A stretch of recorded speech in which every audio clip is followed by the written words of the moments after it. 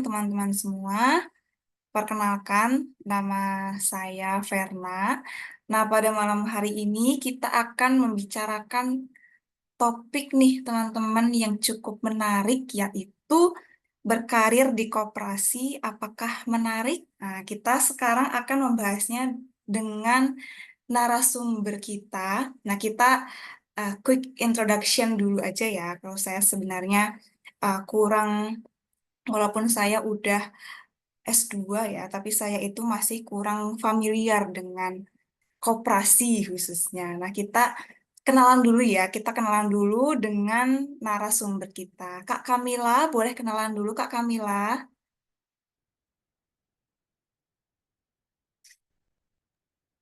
Ya, halo semua. Halo Kak Verna. Halo Ya, Kak. ya, perkenalkan nama saya Kamila Nur Fatahudilan. Teman-teman bisa sapa saya dengan Kamila atau Mila terserah.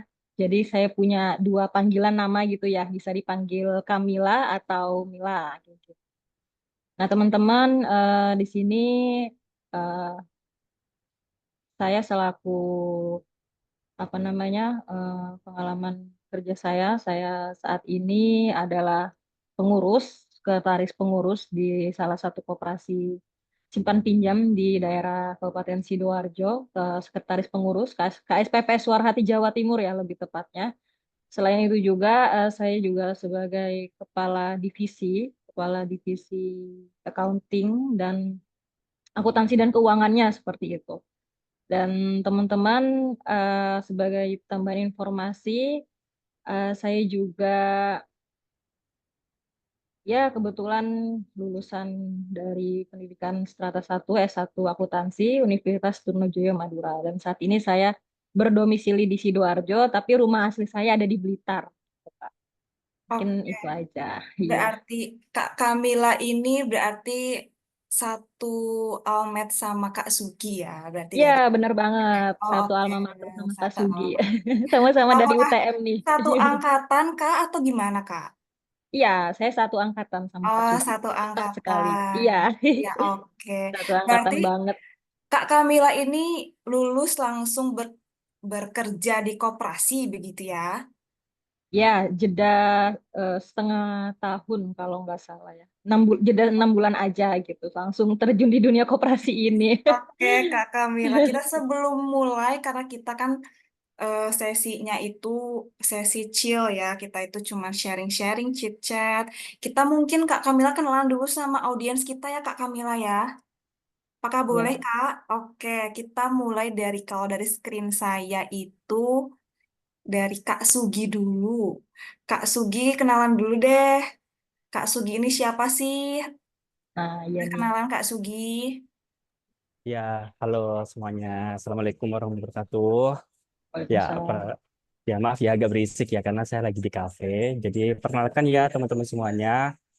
Nama saya Sugiarto Mulyawan, panggil aja Sugi. Dan betul kata Kamila, jadi kita itu satu angkatan, bahkan kita itu kenal dari maba ya, kenal dari 2016 sampai 2020 kita ini. Dan memang setelah lulus saya juga bekerja di koperasi gitu. Dan saya tahu juga Kamila ini bisa dibilang pegiat koperasi dan kita tentu saja ingin mendengarkan banyak dari Kak Kamila pengalaman-pengalamannya di koperasi gitu ya.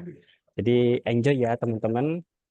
Nanti kalau ada pertanyaan ditanyakan aja. Ya silakan Kak Sena untuk lanjut ke teman-teman yang lain. Oke, Kak Sugi, terima kasih teman-teman yang lain. Juga boleh on cam ya, biar kita bisa lebih connected to each other, biar kita bisa saling menatap nih, saling berdiskusinya kan lebih enak ya, kalau kita misalkan bisa menatap satu sama lain. Kalau misalkan nggak keberatan, boleh teman-teman yang lain, boleh open cam juga boleh. Terus untuk selanjutnya kalau di layar saya ini ada Kak Eva. Kak Eva, boleh kenalan Kak Eva? Halo Kak Verna, halo Kak Kak. Amila. Sorry nggak bisa on cam karena kerjanya sampai malam jadi udah terukur wajah Oke, enggak capeknya. apa-apa Kak. Masih kerja ya Kak ya? Ya sambil nama saya Eva. Saat ini saya tenaga pendidik di salah satu universitas yang ada di Surakarta. saya tertarik ikut ini karena baru-baru ini saya sering melakukan pengabdian masyarakat ke desa dan BUMDes. Nah, pertanyaannya itu kalau sudah koperasi, itu kita harus pencatatan keuangan atau pencatatan akuntansinya itu menggunakan apa yang gratisan. Nah, kadang tuh hal-hal seperti itu tuh saya nggak pernah koperasi gitu. Jadi tertarik banget ikut ini Kak Verna. Mantap sekali Kak Eva sudah membawa pertanyaan yang bagus sekali malah Kak Kamila. Tapi kita hold dulu ya, kita akan next perkenalan dulu, harap bersabar. Nah selanjutnya kalau di screen saya ada Kak Dani. Kak Dani boleh perkenalan dulu.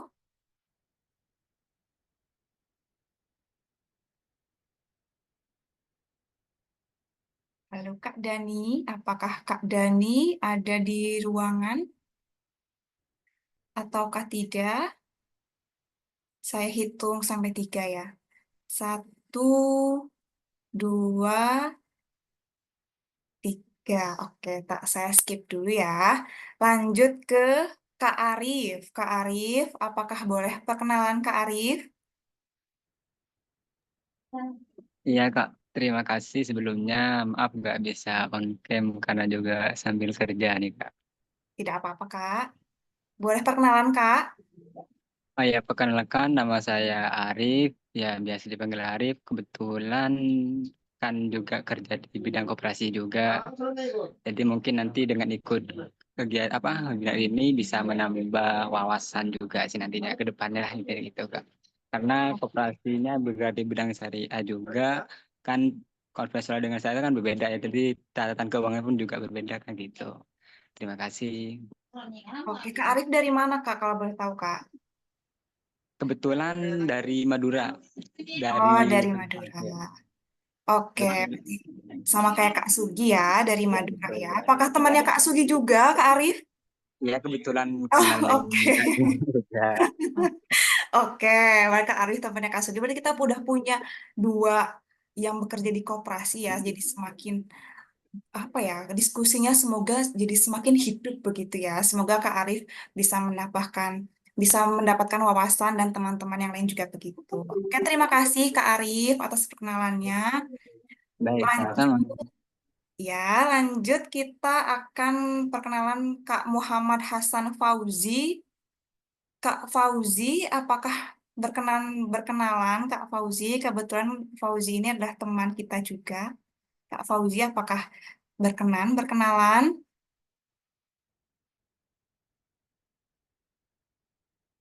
Kak Fauzi, apakah AFK? Jangan-jangan ya Kak Fauzi. Coba saya hitung sampai 3 ya Kak Fauzi. Oh, oh ada Halo, halo. ternyata. Monggo Apakah? Kak Fauzi berkenalan.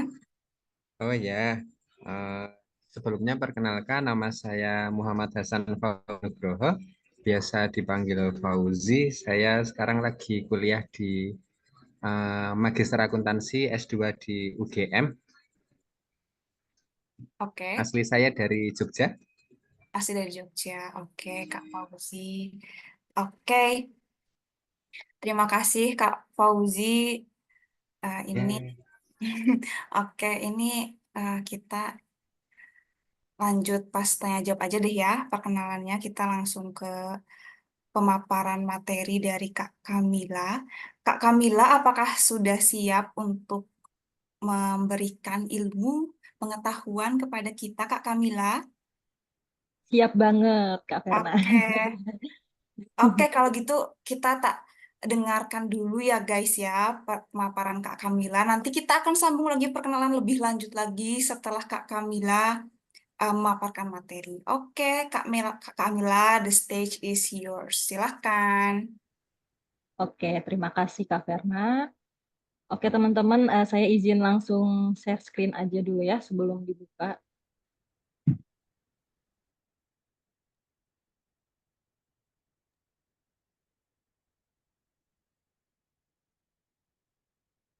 Oke. Oke, sebelumnya Assalamualaikum warahmatullahi wabarakatuh. Salam sejahtera bagi kita semua. Selamat malam teman-teman. Perkenalan lagi ya, perkenalkan nama saya Kamila Nur Fatahul Bilad. Teman-teman bisa menyapa saya dengan Kamila atau Mila. Jadi saya punya dua nama gitu ya, teman-teman bisa menyapa saya dengan salah satu nama tersebut. Mungkin nanti di jalan ketemu saya atau mungkin nanti secara virtual ketemu saya di sosial media gitu. Kalian bisa banget menyapa saya dengan Kamila atau Mila kayak gitu ya. Ya teman-teman seneng banget malam hari ini kita bisa satu frame di acara sharing session dari teman-teman Wikitansi ini. Dan apalagi kita sama-sama mengangkat tema yang benar-benar apa ya, sebenarnya istilah ini tuh sudah sering kita dengar, yaitu koperasi. Saya yakin di antara kita semua pasti sudah pernah mendengar istilah koperasi, akan tetapi saya juga yakin belum tentu di antara kita adalah anggotanya seperti itu gitu ya. Ya teman-teman bisa dibilang saya ini sudah terjun di dunia koperasi itu kurang lebih 3 tahun ya, terhitung 3 tahun. Dan itu berawal dari sebuah rasa penasaran sebenarnya ya, dari sebuah rasa penasaran terhadap koperasi. Saya berpikir kalau koperasi itu menariknya apa sih gitu. Kok koperasi itu image-nya, mohon maaf ya, terkesan kuno atau orang tua banget gitu loh. Sebenarnya anak-anak muda bisa nggak sih berkoperasi kayak gitu kan. Nah setelah saya terjun langsung, dan ya ternyata siapapun bisa gitu berkoperasi. Dan karena itu juga saya yakin dengan istilah tak kenal maka tak sayang. Itu sampai detik ini saya meyakini istilah itu ya, tak kenal maka tak sayang. Kalau kita nggak kenal, kita nggak akan bisa sayang gitu. Sama halnya dengan koperasi. Mungkin kita sudah familiar dengan istilah koperasi, tapi apakah kita sudah kenal gitu? Bisa iya, bisa sudah atau bisa belum gitu. Oleh karena itu untuk kali ini kita kenalan dulu nih sama koperasi supaya kita bisa sayang. Nantinya bisa ikut berkoperasi atau join jadi anggota koperasi gitu. Jadi istilah untuk orang-orang yang join koperasi ini sebutannya anggota teman-teman gitu ya. Jadi kalau misalnya perbankan itu istilahnya nasabah gitu ya. Tapi kalau kalau koperasi istilahnya anggota gitu. Nah, ini di layar ada tebak-tebakan gambar, mungkin teman-teman ada yang bisa menebak dari arti gambar di layar ini, mungkin bisa langsung tulis aja di kolom chat ya. Hai, kenalin gue, ini gampang banget sih. Mungkin bisa langsung tulis aja di kolom chat gitu ya. Oke teman-teman, untuk permulaan kita kenalan dulu tentang koperasi gitu. Bisa dibilang koperasi ini tuh suatu apa ya, sesuatu hal peninggalan nenek moyang kita yang harus dilestarikan hingga saat ini loh teman-teman. Karena koperasi ini lahir memang sejak dulu sudah ada dari zaman kemerdekaan kita kayak gitu. Kalau kita lihat dari makna koperasi itu sendiri, koperasi itu badan usaha loh. Bentuknya itu badan usaha. Jadi koperasi ya memang profit oriented juga. Kita tuh juga pengen untung gitu loh. Kita tuh juga pengen untung. Tapi istilah profit atau laba di koperasi ini itu SHU teman-teman. Jadi sisa hasil usaha. Biar teman-teman familiar ya. Kita sekarang mulai menyampaikan persepsi kalau kita sebut SHU itu berarti laba atau profit yang diperoleh oleh koperasi seperti itu ya. Jadi koperasi ini badan usaha, di mana di dalam badan usaha itu di dalamnya ada banyak orang nih, individu kayak gini, beranggotakan orang-orang atau individu, atau bisa juga koperasi. Jadi kumpulan dari koperasi-koperasi membentuk koperasi baru itu juga bisa disebut dengan koperasi. Artinya koperasi sekunder teman-teman. Jadi kumpulan-kumpulan dari koperasi membentuk koperasi baru itu namanya koperasi sekunder. Adapun kalau yang individu-individu ya koperasi primer seperti itu teman-teman. Yang sering kita jumpai ini kebanyakan koperasi primer ya teman-teman, karena kalau yang koperasi sekunder ini setahu saya ya khususnya di Jawa Timur itu masih sedikit seperti itu. Dan mereka ini ya menjalankan apa namanya kegiatan usahanya berdasarkan prinsip-prinsip koperasi, berdasarkan Undang-Undang Koperasi itu sendiri, Undang-Undang Nomor 25 Tahun 1992. Nah, di sini yang menjadi perbedaan antara koperasi dengan badan usaha lainnya, koperasi yang profit oriented juga atau yang kita juga ingin untung, kita juga menyelipkan asas kekeluargaan teman-teman. Jadi nggak cuman ya nih laba-laba atau PSHU meningkat, tapi kita juga harus memperhatikan kesejahteraan anggota gitu melalui asas kekeluargaan itu tadi.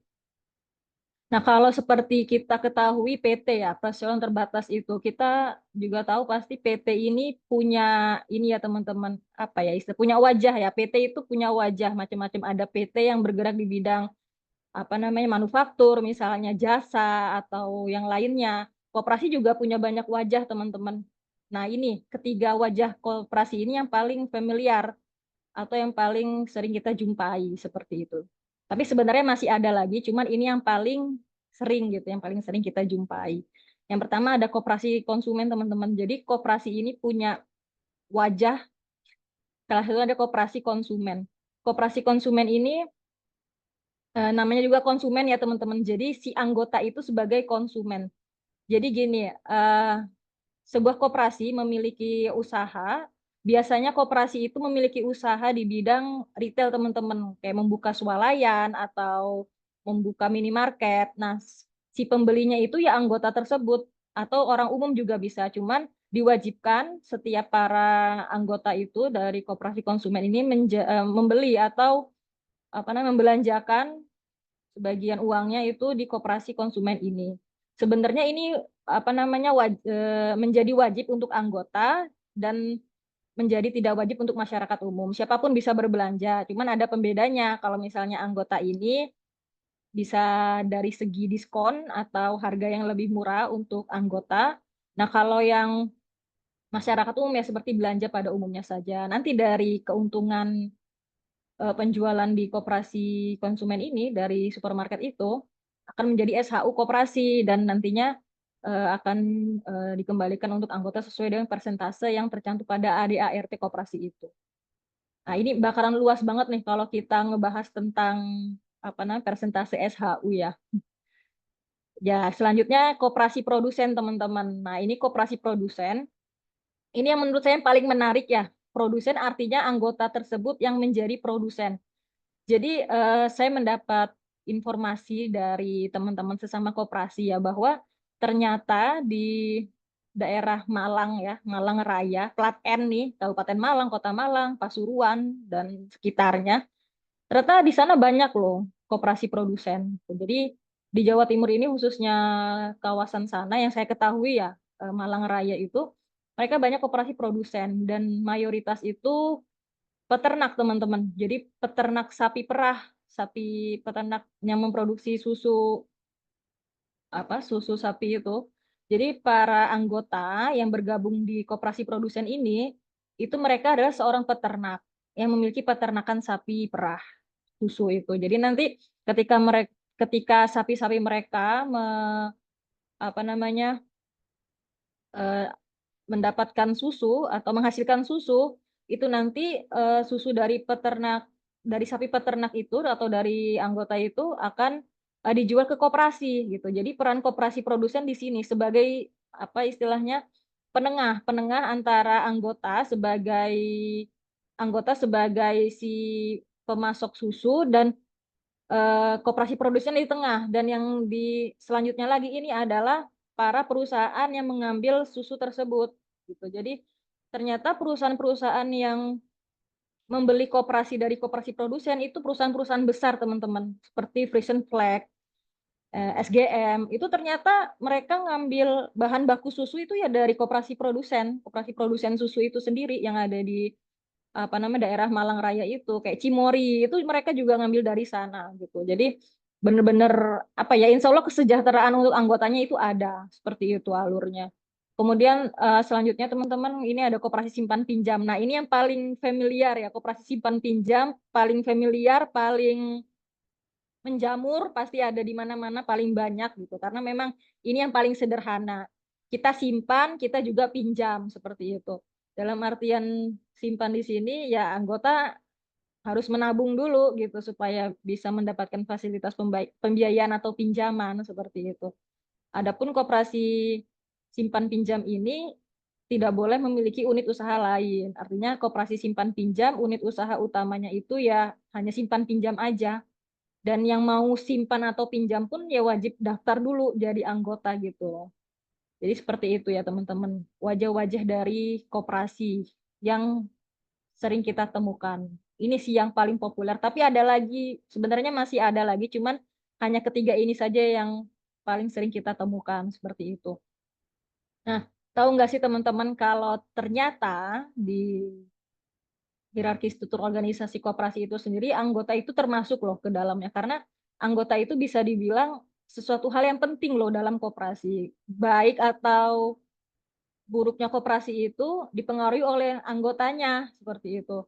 Nah, kalau kita lihat sendiri di sini hierarki struktur organisasinya yang paling tertinggi itu rapat anggota teman-teman, RA, rapat anggota, atau biasa kita kalau pendengar RAT istilah gitu ya, rapat anggota tahunan. Ini apa namanya tahta tertingginya. Karena rapat anggota ini adalah wadah teman-teman, wadah untuk anggota mengeluarkan aspirasinya, pendapat, saran lain dan masukan kepada koperasi, dan sebagai wadah para pengurus dan pengawas untuk melaporkan pertanggungjawabannya, melaporkan apa namanya apa-apa yang sudah mereka lakukan dalam tahun buku tersebut, seperti itu.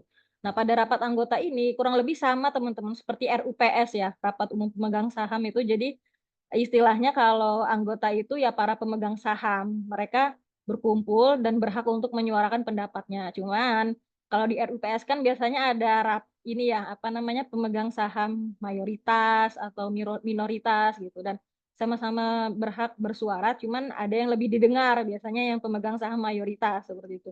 Tapi kalau rapat anggota di koperasi, semua berhak bersuara dan semua pendapatnya itu pun didengar, seperti itu, asalkan masih masuk akal dengan apa namanya dengan koperasi, seperti itu. Dan kemudian kita turun lagi, di sini ada pengurus dan pengawas teman-teman. Pengurus ini sejajar teman-teman sama pengawas, jadi bukan pengawas di atas, pengurus di bawah, tidak, tapi mereka itu memiliki apa namanya tingkatan yang sama, seperti itu. Dan di bawahnya ada pengelola, jadi pengelola ini bisa dibilang pengelola ini yang menjalankan kegiatan operasi koperasi itu secara teknis, seperti itu. Jadi kalau pengurus dan pengawas ini lebih ke strategis ya, dan kalau pengelola ini lebih ke teknisnya. Jadi di kantor, full di kantor biasanya gitu. Tapi juga ada pengurus yang full di kantor.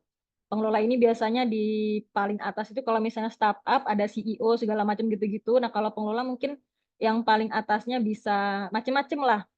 Penyebutannya tergantung dengan kebijakan koperasi masing-masing. Mungkin GM, General Manager, atau apa, kemudian kepala bagian segala macam, itu macam-macam lah susunan struktur organisasinya sesuai dengan kebutuhan koperasinya gitu. Nah, kemudian untuk yang paling bawah ada anggota teman-teman. Jadi garis koordinasi ini ya seperti ini, apa namanya, urutannya, dan memastikan pengelola, pengurus, pengawas ini memastikan bahwa anggota si koperasi itu apa ya, mereka merasa dirangkul gitu, nggak dibiarin. Jadi pengurus, pengawas, dan pengelola ini benar-benar harus bertanggung jawab terhadap anggotanya, seperti itu. Pun jadi pengurus dan pengawas itu nggak hanya ya kamu dipilih jadi pengawas, ya kamu dipilih jadi pengurus. Enggak, teman-teman. Di tahun ini kebijakan dari pemerintah itu dalam pemilihan pengurus dan pengawas itu memang dipilih melalui rapat anggota. Namun selanjutnya nanti akan ada ujian, teman-teman, uji kelayakan namanya. Jadi pengurus dan pengawas ini perlu diuji, mereka layak nggak sih jadi pengurus dan jadi pengurus, seperti itu. Jadi ada ujiannya teman-teman, pengurus dan pengawas itu. Jadi nggak semudah itu ya sebenarnya. Cuman setahu saya itu mulai tahun ini ya diberlakukan dari peraturan apa namanya dinas koperasi setempatnya, seperti itu. Nah, teman-teman, seperti yang saya katakan tadi ya, kalau koperasi itu tuh bisa dibilang sesuatu hal peninggalan nenek moyang kita. Nah, oleh karena itu koperasi itu punya keistimewaan tersendiri loh di apa namanya di dunia koperasi Indonesia ini. Seperti bisa dibilang kayak privilege koperasi di Indonesia tuh banyak banget sebenarnya. Salah satunya koperasi itu memiliki undang-undang tersendiri, teman-teman. Jadi seperti tadi Undang-Undang Koperasi nomor 25 tahun 1992. Kemudian koperasi ini juga sebagai Soko Guru Perekonomian Nasional, teman-teman. Mungkin teman-teman sejak SD sering mendengar istilah ini ya, koperasi sebagai Soko Guru Perekonomian Nasional. Karena emang benar gitu. Sistem pergerakan koperasi ini tuh emang sesuai banget sama sistem perekonomian di Indonesia. Karena apa ya, dari yang urusan mikro sampai yang menengah pun diurusin gitu, dipenuhi gitu. Apalagi koperasi ini kan sangat erat kaitannya sama UMKM seperti itu. Kemudian koperasi ini punya bapak loh. Pasti teman-teman sudah pada tahu juga kan, Bapak Koperasi Indonesia gitu ya. Nah, ini dia Bapak Muhammad Hatta, teman-teman, Bapak Koperasi Indonesia. beliau ini sangat berjasa ya di bidang perkoperasian Indonesia. Nah, selanjutnya koperasi ini diawasi oleh Kementerian Koperasi dan UKM, teman-teman. Jadi koperasi ini tuh punya kementerian tersendiri loh, Kementerian Koperasi dan UKM. Jadi kita benar-benar diawasin sama kementerian itu. Sespesial itu loh koperasi di Indonesia gitu kan. Selain itu di bawahnya lagi koperasi juga diawasi sama dinas, teman-teman, oleh dinas setempat. Bisa dinas koperasi provinsi atau kabupaten kota, tergantung bagaimana tingkatan ranah kerja koperasi. Karena di koperasi ini, jadi koperasi itu ada 3 level tingkatan, teman-teman. Yang pertama tingkat kabupaten kota, artinya dia di bawah binaan dinas koperasi kabupaten atau kota, misalnya dinas koperasi kabupaten Sidoarjo misalnya gitu, atau di tingkat yang lebih tinggi yaitu provinsi. Jadi di bawah binaan dinas koperasi tingkat provinsi Jawa Timur misalnya gitu, atau yang lebih paling atas nasional, jadi langsung di bawah kementerian. Nah, itu maksudnya bagaimana pembagian ranah kerja itu? Itu berkaitan pula dengan rekrutmen anggota. Jadi anggota yang mendaftar di koperasi yang legalitasnya ranah kerjanya di tingkat kabupaten kota, ya hanya bisa daftar di koperasi yang ini yang sesuai dengan alamat KTP-nya lah. Misalnya gini, saya KTP Sidoarjo gitu ya misalnya. Dan saya harus apa namanya mendaftarkan daftar sebagai anggota koperasi di Kabupaten Sidoarjo aja gitu, nggak bisa di Kabupaten Malang. Misalnya KTP Sidoarjo daftar di Kabupaten Malang itu tidak boleh, kecuali kalau yang di Kabupaten Malang itu legalitasnya provinsi seperti itu. Jadi kecuali kita ada domisili ya, KTP Sidoarjo tapi domisilinya Malang gitu. Nah itu bisa, jadi nanti melampirkan surat domisili untuk mendaftarkan diri sebagai anggota koperasi di Kabupaten Malang itu. Tapi kalau provinsi lebih luas lagi, sama-sama Jawa Timur nggak masalah seperti itu. Nah kalau nasional, seluruh Indonesia bisa mendaftar seperti itu ya. Kemudian selain koperasi yang memiliki privilege di Indonesia, anggota koperasi juga punya privilege, teman-teman, keistimewaan yang banyak banget gitu ya. Yang membedakan koperasi dengan yang lain, yang membedakan kita dengan yang lain gitu. Anggota ini juga kecipratan SHU, teman-teman, juga kecipratan SHU koperasi di akhir tahun seperti itu. Jadi SHU simpanan dan SHU pembiayaan atau pinjaman gitu. Kalau SHU simpanan itu semuanya dapat SHU simpanan selagi dia adalah anggota. Tapi kalau SHU apa namanya pembiayaan atau pinjaman itu nggak semuanya dapat, tergantung mereka punya. Kalau di saya gitu ya, kalau dia punya pembiayaan ya dia dapat SHU pembiayaan atau pinjamannya seperti itu. Nah, untuk nominalnya atau persentasenya itu ya sesuai dengan kebijakan koperasi masing-masing. Cuman memang ada peraturannya kayak gitu. Jadi kita nggak boleh keluar dari apa namanya dari peraturan itu. Tapi tetap bisa diatur, disesuaikan dengan koperasi masing-masing. Nah, kedua kita dapat hak bicara, teman-teman, saat rapat anggota yang saya katakan tadi yang seperti RUPS gitu ya. Anggota itu berhak berbicara mengemukakan pendapatnya, saran atau apa kritik ya di rapat anggota itu. Jadi tanpa melihat berapapun jumlah simpanan anggota, yang terpenting dialah anggota aktif di koperasi tersebut. Selain itu, teman-teman, privilege anggota koperasi, anggota tersebut juga mendapatkan fasilitas pemberdayaan, teman-teman, pemberdayaan sosial maupun ekonomi dari koperasi. Nah, ini yang membedakan kita. Jadi kalian jadi anggota itu kita juga rangkul, nggak yang saya daftar jadi anggota, oh ya udah kamu jadi anggota, oke bye, nggak gitu. Tapi saya daftar jadi anggota, ya udah sini, gitu kita berdayakan. Kamu punya usaha apa biasanya gitu? Kamu punya usaha apa? Nanti kita bisa bantu. Entah si koperasi ini menjadi jembatan antara koperasi dengan dinas koperasi, karena dari dinas sendiri itu kan punya berbagai macam apa namanya program ya, teman-teman. Dari dinas itu juga ada berbagai macam program UMKM.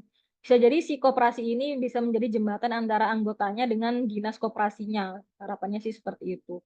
Selain itu juga koperasi itu juga ini, teman-teman, menyediakan dana cadangan ya, cadangan pendidikan. Secare itu loh koperasi sama anggota, sampai disediakan dana cadangan pendidikan untuk anggota. Jadi dana cadangan pendidikan untuk pengurus, ada pengawas, ada pengelola, ada anggota, ada seperti itu. Jadi memang sepeduli itu ya. Untuk selanjutnya anggota itu juga mendapatkan bagi hasil teman-teman. Ini kalau syariah ya, kalau koperasi syariah istilahnya itu bagi hasil ya teman-teman, atau bunga simpanan yang disimpan di koperasi. Jadi setiap simpanan atau tabungan yang disimpan di koperasi ini biasanya masing-masing koperasi itu punya kebijakan. Misalnya, oh minimal 5 juta simpanannya, minimal 5 juta atau tabungannya minimal 5 juta, itu nanti sudah bisa dapat bagi hasil atau bunga sekian persen gitu. Itu biasanya ada kayak gitu sesuai dengan kebijakan masing-masing koperasi. Kemudian yang terakhir, koperasi juga bisa mendapatkan informasi terkait anggota juga bisa mendapatkan informasi terkait perkembangan koperasi itu teman-teman dalam jangka waktu tertentu gitu ya. Jadi teman-teman butuh informasi koperasi per 3 bulan atau per 6 bulan itu anggota bisa mengakses itu semua. Nah, dari keistimewaan itu harapannya masyarakat umum tertarik gitu ya teman-teman untuk gabung menjadi anggota koperasi. Nah, ini saya punya sedikit tips ya untuk memilihlah koperasi biar kita tuh nggak boncos gitu ya, atau kita nggak kena tipu.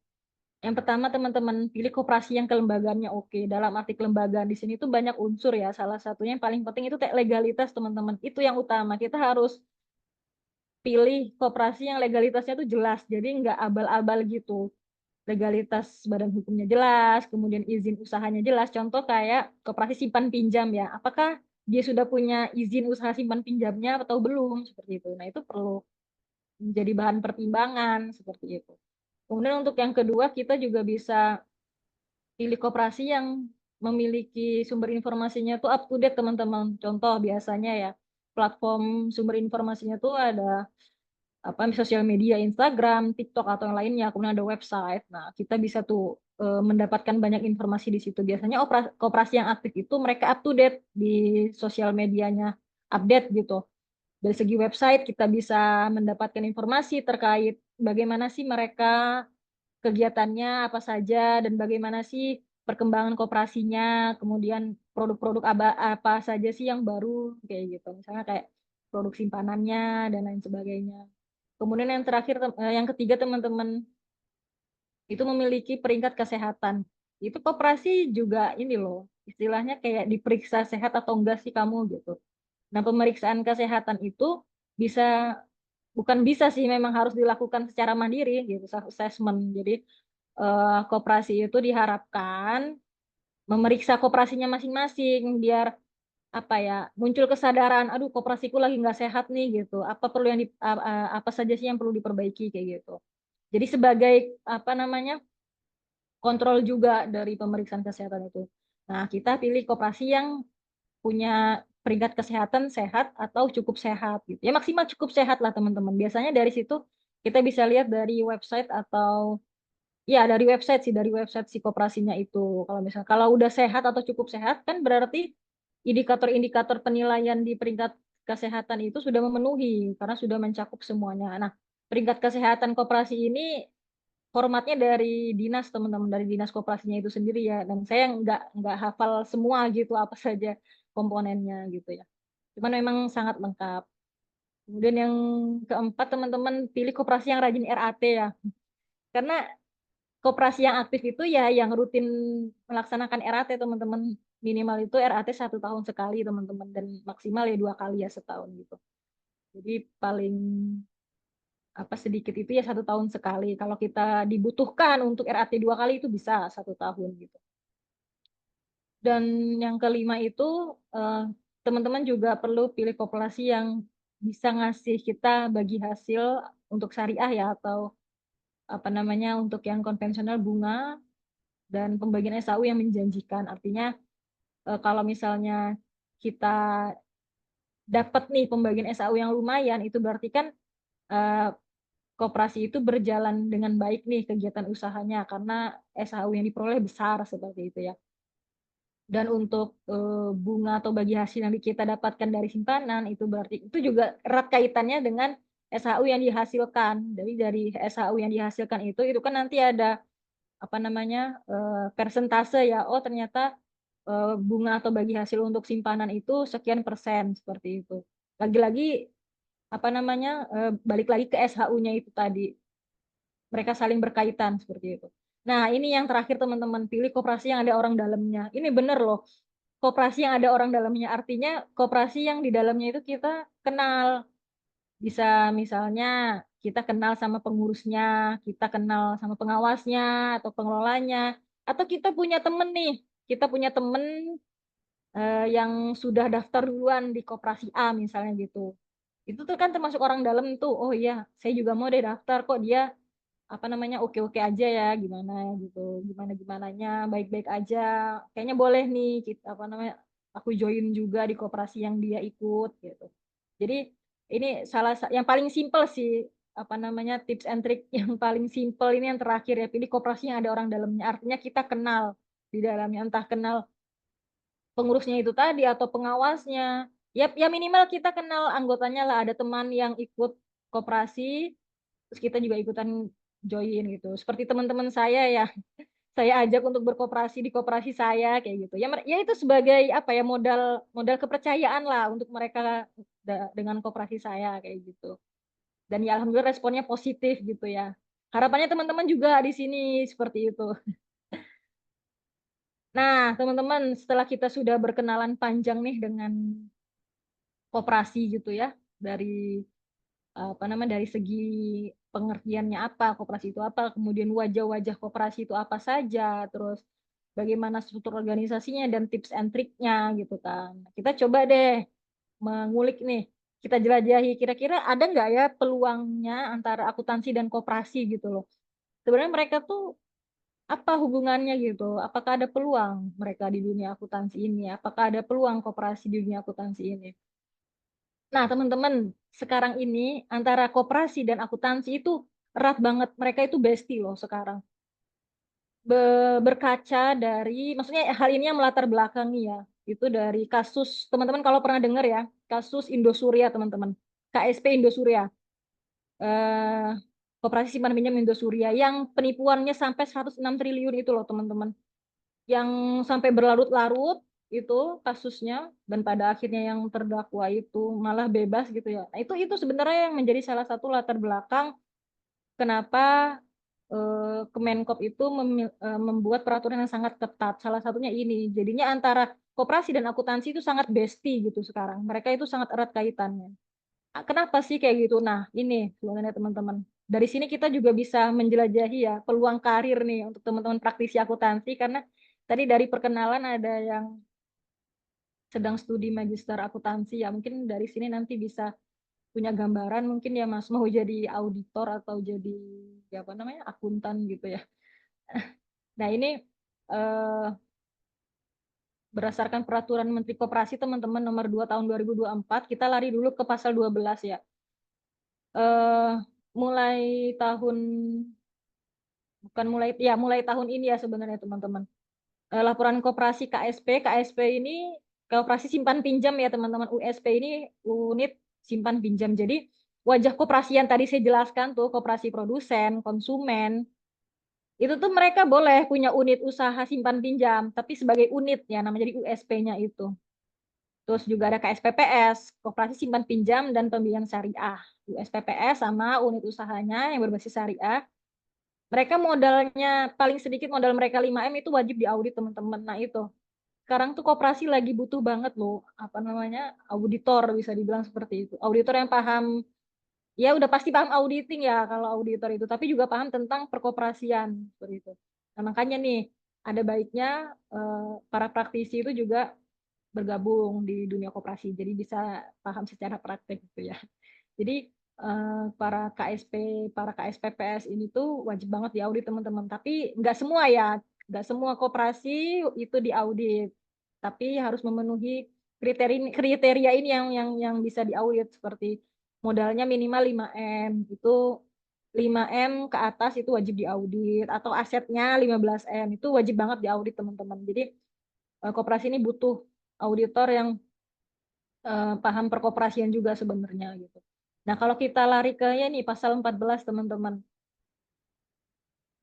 Kemenkop ini bakalan mendata teman-teman. Jadi ini bisa menjadi angin segar juga ya untuk teman-teman auditor, eh, teman-teman auditor di KAP gitu ya. Jadi Kementerian Koperasi ini juga akan mendata teman-teman, mendata eh, apa namanya, kantor akuntan publik seperti itu, mendata kantor akuntan publik yang nantinya akan menjadi auditor di koperasi.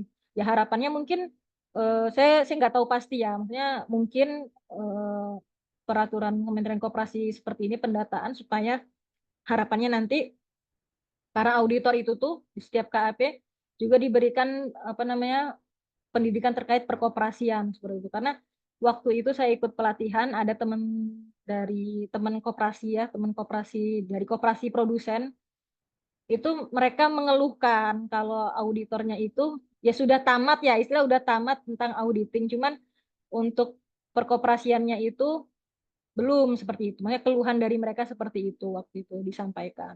Jadi, oh ternyata apa namanya pemahaman perkoperasian itu juga penting.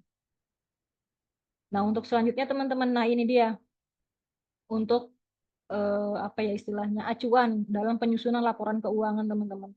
Sebelumnya koperasi ini kan pakai menggunakan SAK etap ya. Sebelumnya koperasi ini menggunakan SAK etap, tapi karena dianggap SAK etap itu terlalu sederhana ya, sedangkan koperasi itu banyak sekali unit usahanya, banyak sekali apa namanya koperasi sektor real.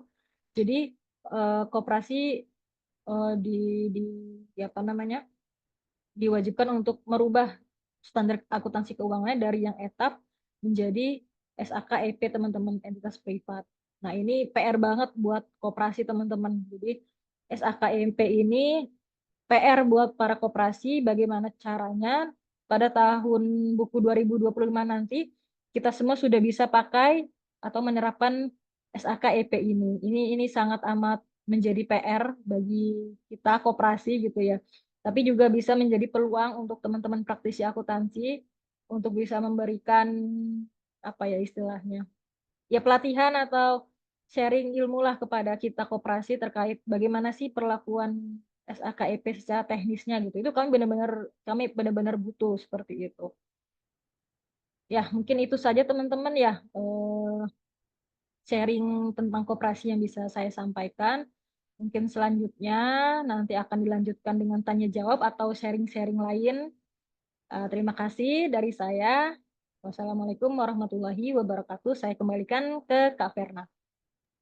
Waalaikumsalam warahmatullahi wabarakatuh. Ya, Kak Mila tadi sudah memaparkan ya cukup komprehensif sekali tentang koperasi. Saya juga ada nyatet beberapa hal, karena saya sebenarnya tidak mengerti koperasi, tapi karena Kak Mila menjelaskan, saya ada penerangan. Saya bahkan jadi tertarik Kak Mila Oh gitu. untuk Hubungin saya untuk Kak, kalau tertarik ya hubungi saya. untuk menjadi anggota itu saya tertarik malahan mendengar cerita Kak Wow. Mila. Oke Kak Mila, kita move ke sesi diskusi kalau begitu ya dari Ya. teman-teman. Kalau mungkin dari yang tadi sebelumnya dulu ya Kak Mila ya. Tadi kan sebelumnya udah ada Kak Eva yang nanya tentang koperasi ya Kak Mila ya. Mungkin dari Kak Eva dulu, Kak Eva, boleh tadi yang pertanyaan tadi disampaikan ke Kak Mila. Oke, baik. Terima kasih Kak Verna. Selamat malam Kak Mila. Iya, selamat malam Kak Eva. Salam kenal ya. Iya, Kak salam Mila, kenal juga. Salam kenal Kak Eva. iya. Ini Kak, kan kalau di BUMDes itu kan ada Hmm. yang mereka masih baru ya. Misalkan mendirikan koperasinya juga koperasi simpan pinjam yang masih baru. Nah, terus pencatatannya itu dilakukan secara manual, dicat di buku begitu. Nah, saya kan masih baru ya di dunia BUMDes seperti itu kan. Nah, selama ini pendampingan-pendampingan yang saya lakukan itu adalah BUMDes yang bergerak di desa wisata begitu. Nah, itu saya bisa arahkan untuk menggunakan si Apik gitu. Saya bisa simulasikan. Nah, bagaimana dengan koperasi ya? Maksudnya sebenarnya untuk BUMDes, mereka itu sudah dibuatkan aplikasi sendiri oleh Cetan di websitenya Kemendes gitu. Tapi saya juga masih bingung karena eh, background saya bukan akuntansi, tapi manajemen keuangan. Nah, itu mau jadi PR gitu. Bagaimana ya? Maksudnya ada nggak ya yang simple tapi bisa saya delivery dengan baik gitu. Terima kasih. Oke, Kak Mila, mau langsung ditanggapi? Ya boleh, saya tanggapi Kak. Oke. Ya Kak Eva, untuk pertanyaannya ya, sebenarnya gini Kak, di zaman sekarang itu kan memang apa-apa itu kayak aplikasi ya, bisa dibilang gitu. Eh, Otomatis koperasi juga diusahakan sebenarnya pakai aplikasi. Cuman kembali lagi kita melihat dari besar kecilnya si koperasi tersebut. Mungkin kalau untuk koperasi yang besar, kalau kita apa namanya tawarkan aplikasi supaya lebih mudah atau lebih simpel itu mereka nggak masalah ya, karena untuk biaya dan segala macamnya mereka sudah mempersiapkan. Nah, tapi untuk koperasi yang Kak Eva sebutkan tadi, yang istilahnya dia itu baru menetas gitu ya, baru memulai gitu. Nah, sebaiknya eh, jadi gini teman Kak Eva, sebaiknya koperasi tersebut nggak apa-apa kok, nggak usah pakai aplikasi dulu gitu. Minimal bisa dari Excel dulu ya, maksudnya kita programkan, kita bikin istilahnya kayak kerangka laporan keuangannya, kayak pencatatan-pencatatan yang minimal nih, minimal seperti kan simpan pinjam. Oh ya, setoran anggota itu harus ada pencatatannya, minimal Excel dulu aja gitu, nggak apa-apa. Karena memang kan istilah koperasi baru menetas gitu. Nah, untuk koperasi itu sendiri, Kak Eva, sebenarnya dari dinas itu menyediakan buku 16, ada namanya tuh buku 16. Jadi buku 16 itu buku manual untuk koperasi yang masih kecil-kecil itu dalam mencatat. Jadi mereka disediakan ada namanya buku setoran anggota. Jadi setiap setoran yang masuk itu dicatat, ada sendiri formatnya. Maksudnya di dalam buku itu tuh sudah ada formatnya tersendiri, jadi tinggal ditulis manual aja atau nanti bisa dipindahkan ke Excel seperti itu. Karena sepengetahuan saya sejauh ini aplikasi untuk koperasi yang gratis atau free itu saya belum menemukan gitu ya, karena memang kebanyakan itu ya berbayar gitu. Cuman sempat saya pernah tanyakan hal ini ke pihak dinas seperti kok ini masih pakai buku sih gitu, pakai buku 16 manual seperti ini. Ya tujuannya itu tadi untuk koperasi-koperasi yang baru mulai gitu. Ini tuh disediakan untuk koperasi-koperasi yang baru mulai kayak gitu. Kalau untuk yang koperasi-koperasi besar silakan kalau sudah menggunakan aplikasi. Karena kita koperasi ini juga nggak boleh ketinggalan zaman ya. Kita harus apa namanya juga harus memperhatikan hal-hal seperti itu. Maksudnya juga ikut bergelut di dunia digitalisasi ini sampai kita tuh sekarang koperasi saya ini sudah punya aplikasi yang bisa di-download di Play Store. Jadi bisa melihat mutasi atau transaksi beli pulsa, bayar BPJS, PDAM itu bisa lewat aplikasi koperasi gitu. Jadi nanti dibelinya melalui simpanan yang disimpan anggota. Kayak gitu, Kak Eva, kalau misalnya untuk koperasi besar. Cuman untuk koperasi yang masih baru mulai, mungkin bisa diarahkan untuk pencatatan itu tadi buku 16 gitu ya. Buku 16 itu kalau nggak salah bisa dibeli di saya kurang paham juga ya belinya di mana. Mungkin di Dinas Koperasi menyediakan ya, mungkin nanti bisa ditanyakan gitu ya Kak Eva. Atau gini, di Peraturan Menteri Koperasi itu terkait SAK EP itu tadi, itu tuh sudah ada formatnya Kak Eva, sudah ada format terkait apa susunan laporan keuangan gitu. Jadi eh, saya lupa ya peraturan Menteri Koperasi kayaknya nomor 2 tahun 2024 yang tadi deh. Jadi dari Kemenkop itu menyediakan formatnya. Jadi format untuk laporan keuangan, misalnya posisi keuangan itu gimana, laba rugi, atau kita istilahnya perubahan SHU ya kalau di koperasi itu. Kemudian arus kasnya itu gimana, itu nanti ada formatnya. Siapa tahu itu bisa membantu gitu ya. Mungkin bisa nanti diadopsi dari peraturan Menteri Koperasi itu. Cuman untuk pencatatan transaksi-transaksinya mungkin bisa dibantu melalui pencatatan manual melalui buku 16 itu atau enggak melalui Excel seperti itu Kak Eva gitu ya, sambil mungkin bisa diarahkan untuk apa ya istilah konsultasi lah, banyak konsultasi dengan pihak dinas koperasi setempat seperti itu Kak Eva dan teman-teman. Ya, izin menambahkan ya Kak Kamila Ya untuk monggo Kak ya Sugi. betul. Jadi saya pengalaman merintis koperasi juga ya tahun 2020. Alhamdulillah koperasi yang saya kembangkan itu sudah berumur sekitar 4 tahun ya sampai sekarang begitu. Dan saya setuju dengan apa yang disampaikan oleh Kak Kamila tadi bahwa untuk permulaan itu tidak perlu menggunakan aplikasi yang sangat rumit, bisa dimulai dari pencatatan manual terlebih dahulu ya. Dan betul kata Kak Kamila tadi bahwa Dinas Koperasi itu menyediakan 16 buku catatan yang secara manual itu disediakan. Saya 2020 itu juga diberikan.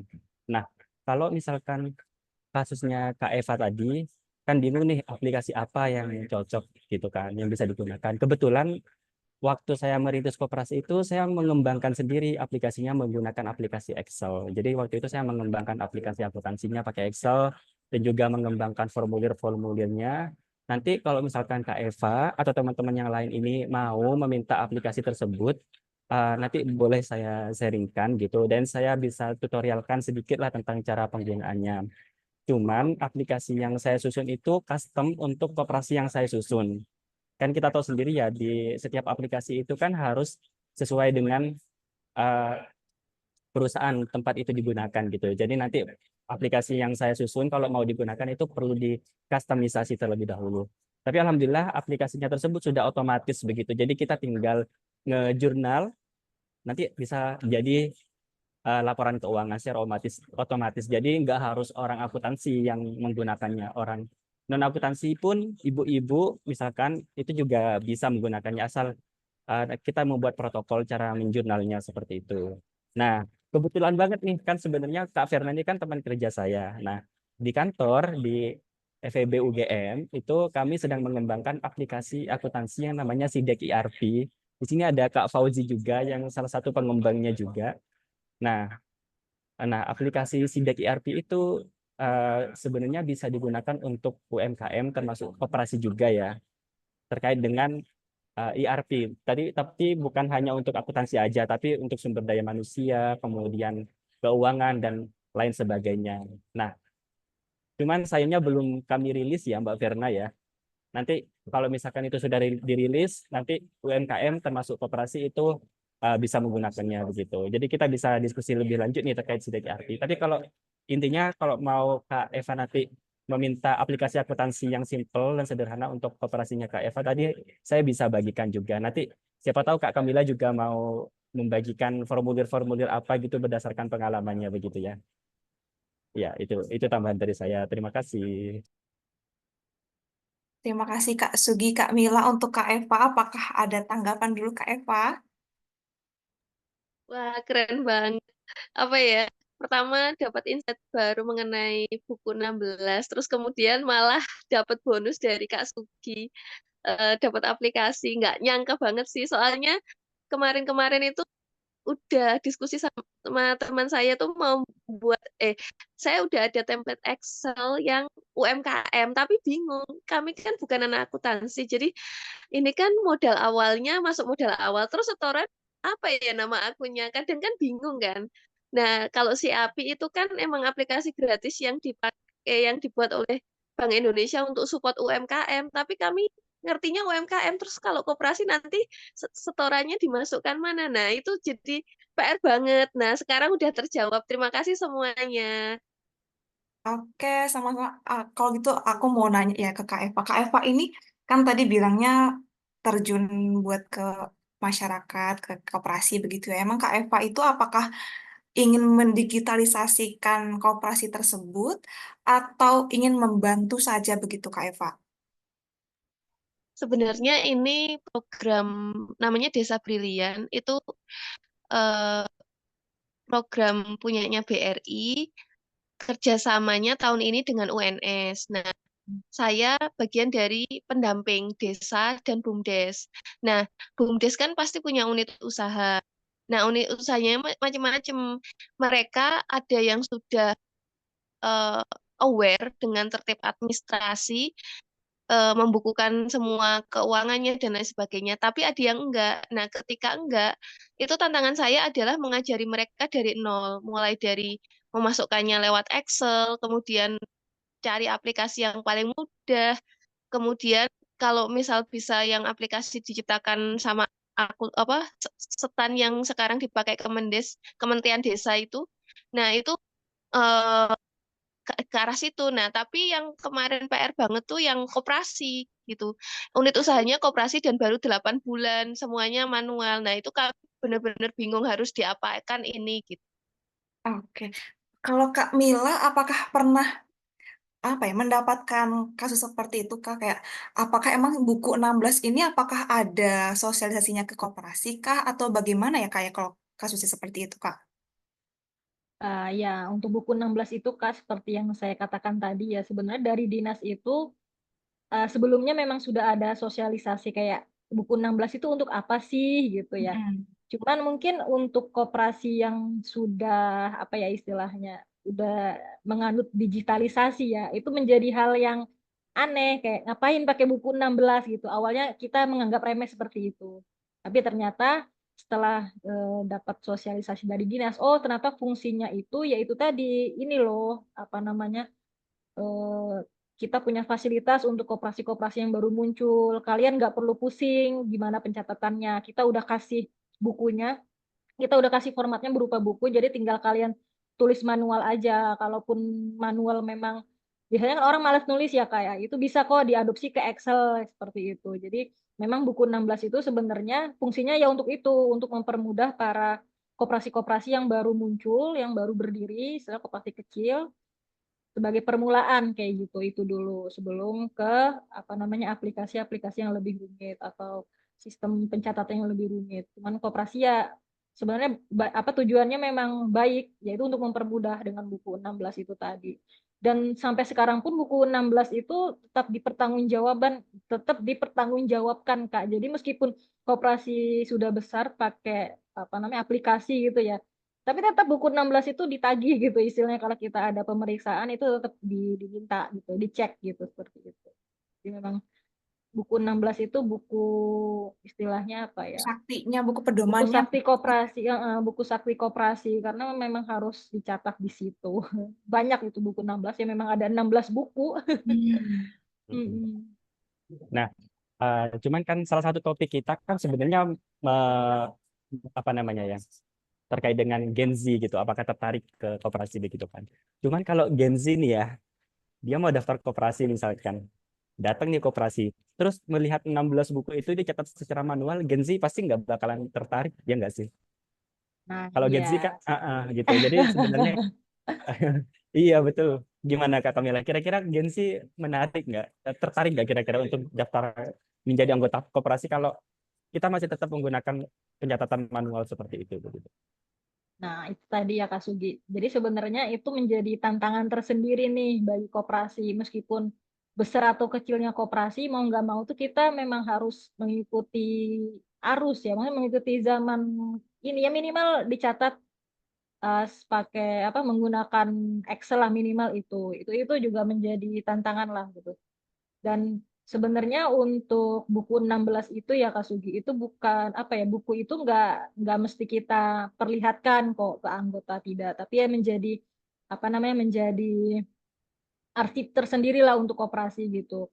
Adapun untuk sistem pencatatan untuk koperasi yang sudah menggunakan aplikasi itu bisa menjadi apa namanya alat promosi lah untuk kita supaya Gen Z ini tertarik gitu. Kalau misalnya untuk pencatatan koperasi yang masih kecil yakni secara manual ya minimal itu tadi pakai Excel gitu. Jadi supaya banyak yang tertarik dengan koperasi kita, kita juga harus apa memperbaiki gitu. Kita harus juga mengikuti mereka tuh kemana sih arahnya gitu. Oh ternyata zaman sekarang tuh apa-apa sudah pakai aplikasi. Ya minimal apa ya Excel lah, Excel yang sudah secara otomatis yang misalnya kita input kode apa nanti bisa pakai rumus itu muncul bagaimana gitu. Seperti koperasi saya ya dulunya tuh pakai Excel. Jadi ketika baru muncul ini ya kita memang pasti masih pakai buku 16 itu ketika baru berdiri. Kemudian seiring berjalannya waktu, oh ternyata kita tuh juga harus menyesuaikan loh sekarang tuh kebutuhannya seperti apa dan sekarang tuh trennya seperti apa.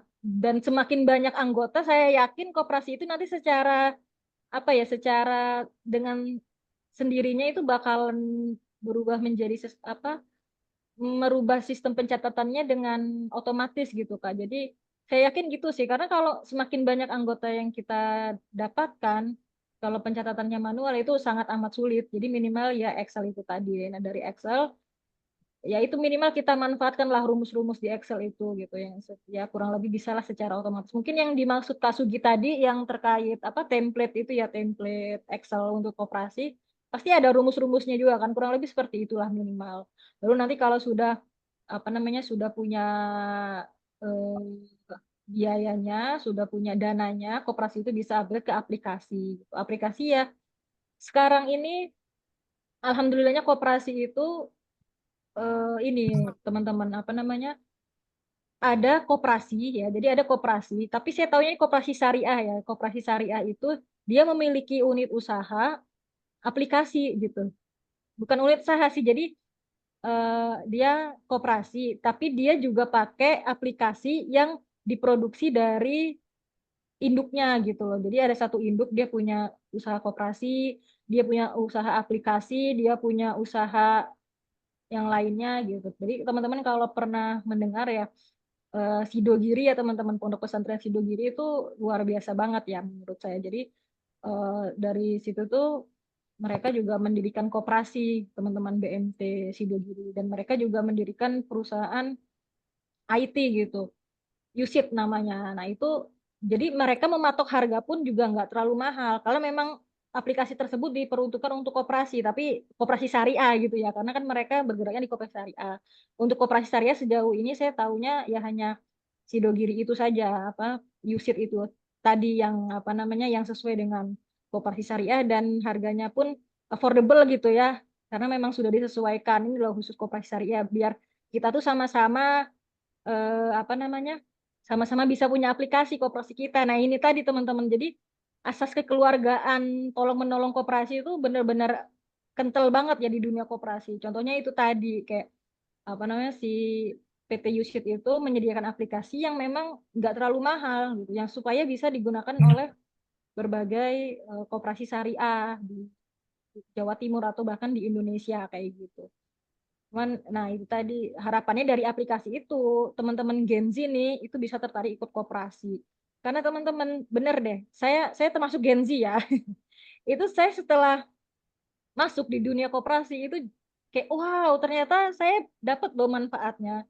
Jadi jangan setengah-setengah lah gitu. Nyemplungnya jangan setengah-setengah, artinya kita kalau sudah mendaftarkan diri sebagai anggota ya udah aktif gitu. Pasti nanti mendapat kita bakal kerasa lah manfaatnya, entah itu dari produk simpanannya kita dapat manfaatnya, dari produk pinjaman atau pembiayaannya. Karena kan kita nggak tahu ya manusia, mungkin ada sepanjang kehidupan kita ada sesuatu hal yang harus kita beli dengan cara minjem gitu atau pembiayaan. Itu bisa melalui koperasi karena apa ya bisa dibilang menurut saya ya jasa faedah dalam koperasi syariah atau bunga di koperasi itu menurut saya lebih kecil kayak gitu, karena memang mereka diperuntukkan untuk itu, tapi harapannya bukan untuk pinjaman atau pembiayaan yang sifatnya konsumtif, tapi lebih ke produktif gitu teman-teman. Apalagi kalau teman-teman punya usaha itu bisa kebantu banget tuh dari koperasi lah, dari teman-teman koperasi lain bisa disupport lah dari segi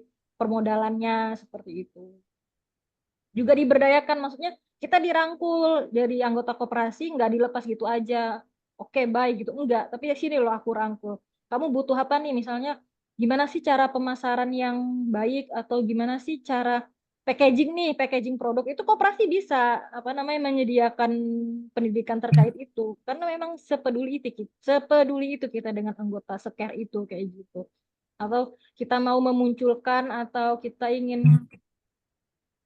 apa ya melatih diri kita, mendisiplinkan diri kita untuk menabung, bisa melalui koperasi nabung. Kalau misalnya kita, ini kayak saya kayak sales ya lama-lama, kayak pihak marketingnya, kayak misalnya misalnya teman-teman nabung nih di bank, adminnya berapa sih gitu ya, berapa ya 10.000 lebih lah gitu, kurang lebih setiap bulan. Tapi kalau di koperasi itu ada yang cuma 5.000, ada yang cuma 1.000 kayak gitu.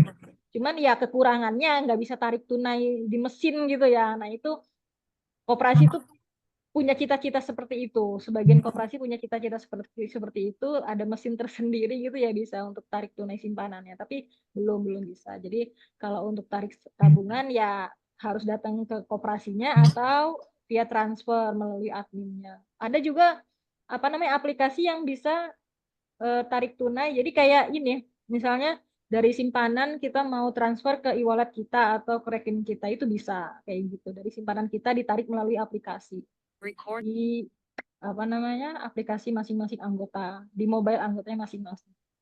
Seperti itu, Kak. Oke, berarti kalau begitu koperasi ini benar-benar sangat memperhatikan anggotanya ya Kak Mila ya, benar-benar sampai Betul. sampai tadi di setelah itu ada pendidikannya juga diperhatikan Iya, ya Kak, ya. ya. Terus usaha mereka mau branding produk pun koperasi bisa membantu mereka. Nah, tadi ngomong-ngomong, ini teman-teman kalau mau ada yang mungkin berdiskusi atau apa bisa langsung on cam atau raise hand begitu ya. Coba saya tanya dulu kira-kira teman-teman ada yang mau mengeluarkan diskusi atau ada topik yang ingin ditanya nih ke Kak Mila atau sharing, sekedar sharing apakah ada? Oh, monggo Kak Fauzi, silahkan. Apakah terdengar? J, terdengar? Jadi mau tanya kan koperasi itu kan asasnya kekeluargaan ya tadi. Yang mau saya tanyakan itu ketika misal tidak ada satu anggota yang dia itu tadi kan kata kuncinya ketika satu anggota itu aktif berkontribusi banyak dalam koperasi itu dia akan merasakan benefitnya. Nah, bagaimana cara koperasi itu men-encourage anggota yang tanda kutip aktif atau cuma dia itu daftar gitu aja tapi kok nggak pernah kelihatan. Nah, itu kan katanya tadi kan asasnya kekeluargaan. Nah, caranya merangkul biar dia itu juga ikutan aktif itu gimana kalau di koperasi itu? Terima kasih Kak Fauzi. Kak Mila, mau langsung ditanggapi? Iya, langsung ditanggapi ya, Kak. Ya, Kak Fauzi, untuk bagaimana sih cara kita merangkul ya anggota-anggota yang pasif. Nah, ini apa namanya salah satu PR loh sebenarnya. Setiap koperasi saya yakin ini PR mereka. Setiap koperasi pasti punya PR ini, saya yakin gitu. Masuk koperasi saya sendiri gitu kan. Bagaimana sih cara merangkul mereka yang pasif? Adapun beberapa strategi macam-macam ya Kak, strategi yang dilakukan oleh masing-masing koperasi itu. Salah satunya adalah jadi masing-masing kita ini, masing-masing pengelola ada yang sistemnya kayak gini ya Kak, sebelum saya disclaimer dulu, ini masing-masing koperasi ini bisa berbeda apa namanya kebijakannya ya. Cuman ada yang seperti ini salah satunya. Jadi dari masing-masing pengelola ini diberikan tanggung jawab. Misalnya saya diberikan tanggung jawab untuk istilahnya apa ya? Menjadi payung eh, di anggota 100 orang misalnya. Jadi 100 orang ini menjadi tanggung jawab saya, entah itu apa namanya dalam keaktifan mereka, saya perhatikan, kemudian kebutuhan mereka. Istilahnya tuh kebutuhan ini seperti saya tuh butuh pinjaman loh, saya butuh pembiayaan. Istilah kayak konsultasinya itu ya ke saya aja seperti itu. Bisa dibilang saya ini koordinator, tapi bukan koordinator ya bahasanya apa ya istilahnya itu. Mungkin AO-nya ya, AO-nya gitu. Jadi saya membawahi 100 orang, si B membawahi 100 orang. Jadi tujuannya itu biar apa ya, muncul kedekatan yang lebih dekat seperti itu dari masing-masing anggota. Jadi dari masing-masing pengelola itu diberikan apa namanya? Amanah untuk membawahi sekian ratus atau sekian puluh bagaimana kebijakan koperasinya itu untuk mereka apa namanya merangkul para anggota-anggota itu yang pasif pada khususnya. Adapun kedekatan-kedekatan kita bangun untuk anggota yang pasif itu pertama melalui komunikasi dulu ya Kak. Itu pastinya kita apa pintu utamanya itu kita komunikasi dulu terhadap anggota tersebut. Maksudnya ya inilah apa namanya intermezzo sedikit tanya-tanya kabar atau apa gitu. Nah dari situ nanti kita bisa mengulik nih secara nggak langsung. Kenapa sih kamu nggak aktif? Oh ternyata apa namanya aku tuh udah ikut koperasi lain loh gitu misalnya. Aku jadi nggak mau ikut koperasi kamu misalnya gitu. Aku udah ikut anggota koperasi lain gitu. Nah dari situ nanti kita bisa apa namanya kasih strategi atau kebijakan lain gitu. Apa kita sampaikan ke si anggotanya kalau koperasi kita nih punya produk yang tidak dimiliki oleh koperasi si B misalnya gitu. Ya itu ikhtiar pertamanya seperti itu. Kita perbaiki komunikasi kita bagaimana kita mengajak mereka untuk aktif. Kita tawarkan berbagai istilahnya produk-produk di koperasi yang menarik. Kalaupun memang pada akhirnya tidak bisa, karena kan memang untuk keanggotaan ini kita tidak bisa memaksa ya mereka untuk tetap menjadi anggota atau mengundurkan diri. Jadi untuk tahap awalnya ya kita bangun kedekatan seperti itu.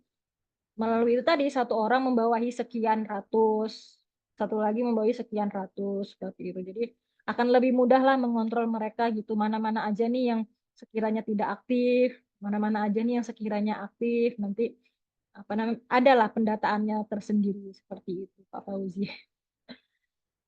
Bagaimana Kak Fauzi? Apakah ingin ditanggapi terlebih dahulu? Ya, masuk akal sih, tapi mungkin pertanyaannya bisa lebih lanjut, nggih. Saya kembangkan coba, misal kayak gini, kan tidak semua orang berkenan dengan mungkin kayak diskusi terbuka gitu, nggih. Tadi kan mungkin satu orang membawai puluhan atau ratusan gitu. Nah, misalkan ada orang yang dia itu lebih suka ketika obrolannya itu hanya dilakukan secara privacy gitu.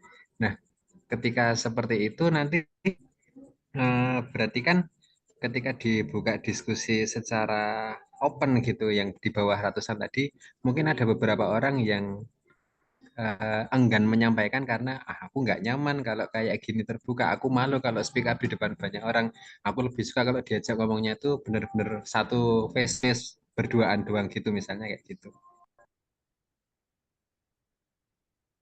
Nah, langsung ditanggapi mungkin ini Kak. Ya. Tapi ya Kak Fauzi, ini maksud saya tadi maksudnya diajak ngobrol atau komunikasi itu ya ini secara private memang. Jadi maksudnya nggak yang langsung Bukan di semua diajak. forum gitu ya Kak ya?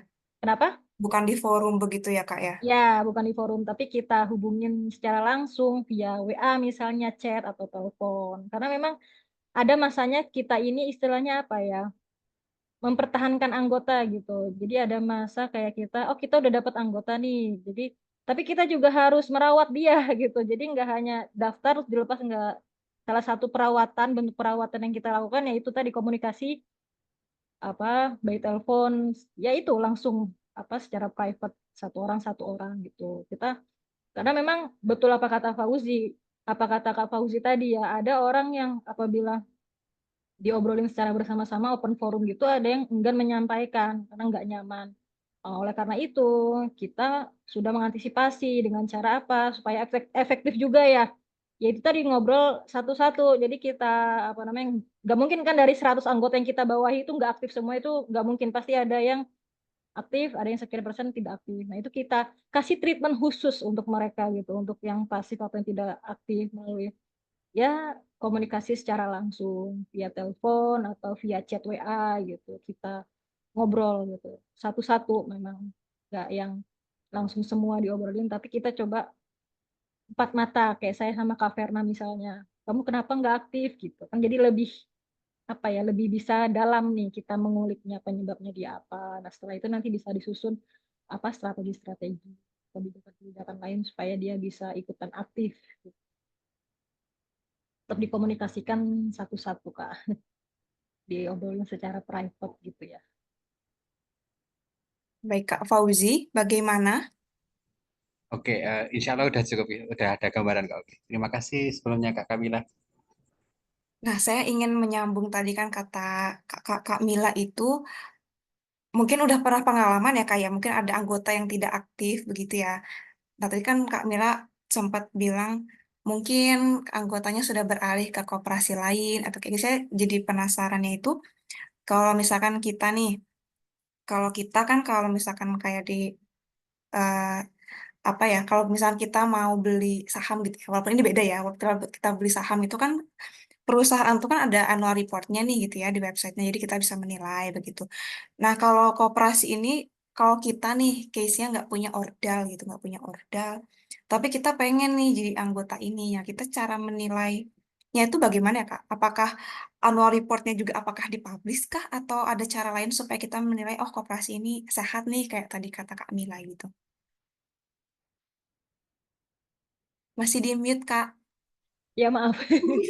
Untuk annual report itu sendiri ya Kak, sebenarnya itu beda ya Kak perlakuannya sama perusahaan yang udah go public. Kalau go public kan wah harus banget ya mereka untuk publish. Nah, kalau koperasi itu sifatnya opsional, Kak. Ada yang mereka menampilkan tapi hanya sekedar seperti SHU tahun ini berapa gitu.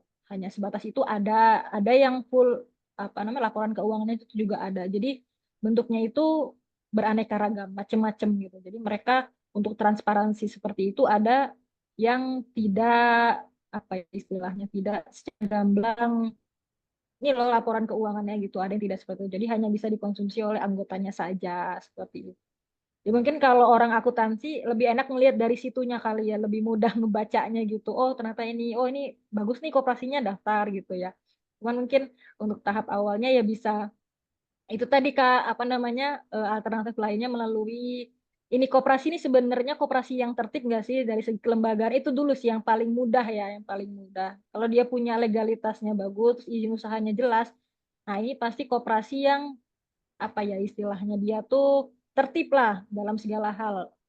Jadi nggak ada penyimpangan-penyimpangan lain lah gitu dari segi izin usahanya dia. Oh ternyata ada, berarti memang karena kan dalam pengurusan izin usaha itu tidak semudah itu ya Kak, juga diperlukan laporan keuangan segala macam. Itu pengurusannya sangat rumit dan sangat susah untuk mendapatkan itu. Dan saya yakin untuk koperasi yang punya izin usaha itu ya koperasi yang bagus kayak gitu. Cuman eh, kembali lagi kalau soal annual report itu tadi itu kan berkaitan sama SHU ya, kayak kira-kira kalau aku jadi anggota berapa sih SHU yang aku dapetin nih gitu kan. Nah, itu ada koperasi yang beberapa koperasi yang transparan terkait itu, ada yang tidak seperti itu. Jadi sifatnya opsional sih. Nggak yang semua koperasi mencantumkan di di Website begitu ya Kak ya. websitenya gitu. Oke. Teman-teman, apakah ada yang mau ditanyakan lagi kepada Kak Mila? Oke, Kak Andi Rizka Wulandari, boleh tadi kita belum kenalannya Kak Andi, boleh sembari kenalan Kak Andi? Monggo. Iya, selamat malam, Mbak. Perkenalkan, saya Andi Rizka Wandari, biasa dipanggil Rizka. Saya saat ini merupakan seorang mahasiswi. Saya ingin menanyakan terkait dengan bagaimana sebenarnya koperasi itu mengelola manajemen pembiayaan. Seperti yang kita ketahui ya, maksudnya sependek pengetahuan saya, koperasi itu berputar pada aktivitas dana simpan pinjam dan untuk dana simpan pinjam ini digunakan untuk pembiayaan dan ketika melakukan transaksi pembiayaan biasanya koperasi itu salah satu masalah utamanya adalah biasanya sering sekali terjadi kasus pembiayaan yang mandat ataukah dari sisi debitur itu tidak mampu melakukan pelunasan. Dari pengalaman Mbak, itu selama berkarir di koperasi itu, bagaimana sih sebenarnya koperasi mengatasi masalah tersebut? Oke, terima kasih Kak Rizka terkait dengan yang tidak bisa membayar begitu ya. Kak Mila, boleh ditanggapi? Ya, teknis banget ya pertanyaannya. Ya jadi Kariska gini Kak, di koperasi itu khususnya koperasi simpan pinjam ya, memang eh, kaitannya erat banget simpan pinjam pasti ada orang yang ngutang gitu bisa dibilang gitu orang yang minjem itu pasti ada orang yang melakukan peminjaman atau pembiayaan. Nah sebenarnya eh, pola pola pinjaman atau pembiayaan di koperasi ini eh, itu erat sekali kaitannya dengan simpanan ya Kak. Jadi kenapa disebut simpan pinjam? Anggota simpan dulu baru bisa pinjam karena ya dana yang diputar itu ya berasal dari simpanan anggota. Jadi di koperasi itu ada yang namanya simpanan pokok, Kak Rizka. Simpanan pokok wajib. Nah, simpanan pokok dan wajib itu adalah simpanan yang wajib ditunaikan oleh anggota. Pada prinsipnya itu ya uang anggota juga gitu, tapi perlakuannya ini dia tidak bisa diambil sewaktu-waktu. Jadi simpanan pokok ini bisa dibilang simpanan pokok dan wajib ini bisa dibilang sebagai modal koperasi gitu untuk memutar dana tersebut untuk pembiayaan atau pinjaman kepada anggota. Oleh karena itu, makanya eh, kamu anggota kalau kamu sudah bayar simpanan pokok gitu. Itu tanda jadi lah istilahnya, kayak tanda jadi anggota itu ya melalui simpanan pokok dan simpanan wajib itu. Jadi nanti dari simpanan pokok dan simpanan wajib itu akan dijadikan modal koperasi untuk memutar dana yang pada akhirnya dipinjamkan ke anggota yang membutuhkan pembiayaan atau pinjaman. Tidak hanya itu, tidak hanya simpanan pokok dan simpanan wajib saja, tapi juga produk simpanan yang lainnya. Oleh karena itu, koperasi itu juga banyak banget produk simpanannya ya Kak. Salah satunya adalah simpanan berjangka. Nah, simpanan berjangka. Namanya simpanan berjangka itu jadi simpanan yang disimpan di koperasi dan memiliki jangka waktu baru bisa diambil sekian bulan seperti itu, Kak. Nah, itu juga bisa dijadikan modal untuk koperasi mengelola dana atau memutar dananya untuk pinjaman atau pembiayaan. Nah, koperasi juga perlu memperhatikan cash flow dari koperasi tersebut karena sampai ada peraturannya Kak, kalau nggak salah ya, kalau saya minimal itu koperasi harus tersedia cash flow sekitar 80% untuk menjaga likuiditas koperasi karena kan anggota itu kan juga pasti ada ya yang narik simpanannya nih. Nah, dana tersebut itu selain dikelola atau diputar untuk pinjaman atau pembiayaan juga harus diem untuk berjaga-jaga apabila ada anggota yang narik uangnya. Tapi nggak bagus juga kalau cash flow koperasi itu stagnan gitu, nggak berputar, itu nggak bagus juga gitu. Jadi koperasi juga harus menyeimbangkan antara simpanannya dan pembiayaan atau pinjamannya. Nah, namanya orang minjem ya, tentunya pasti nggak belum tentu selalu mulus gitu ya, pasti ada aja gitu sesuatu hal yang ada cideranya lah gitu ya di tengah jalan mungkin. Nah, atau ada pembiayaan atau pinjaman yang macet kayak gitu.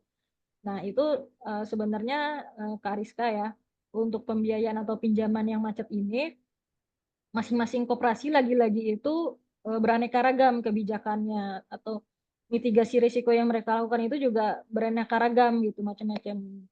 Hanya saja sepengalaman saya ini untuk pembiayaan macet atau pembiayaan yang istilahnya pinjaman yang gagal bayar lah gitu. Tapi gagal bayar itu lalu parah ya. Kalau gagal bayar tuh kayak nggak ada harapan lagi gitu loh kalau nggak bisa bayar.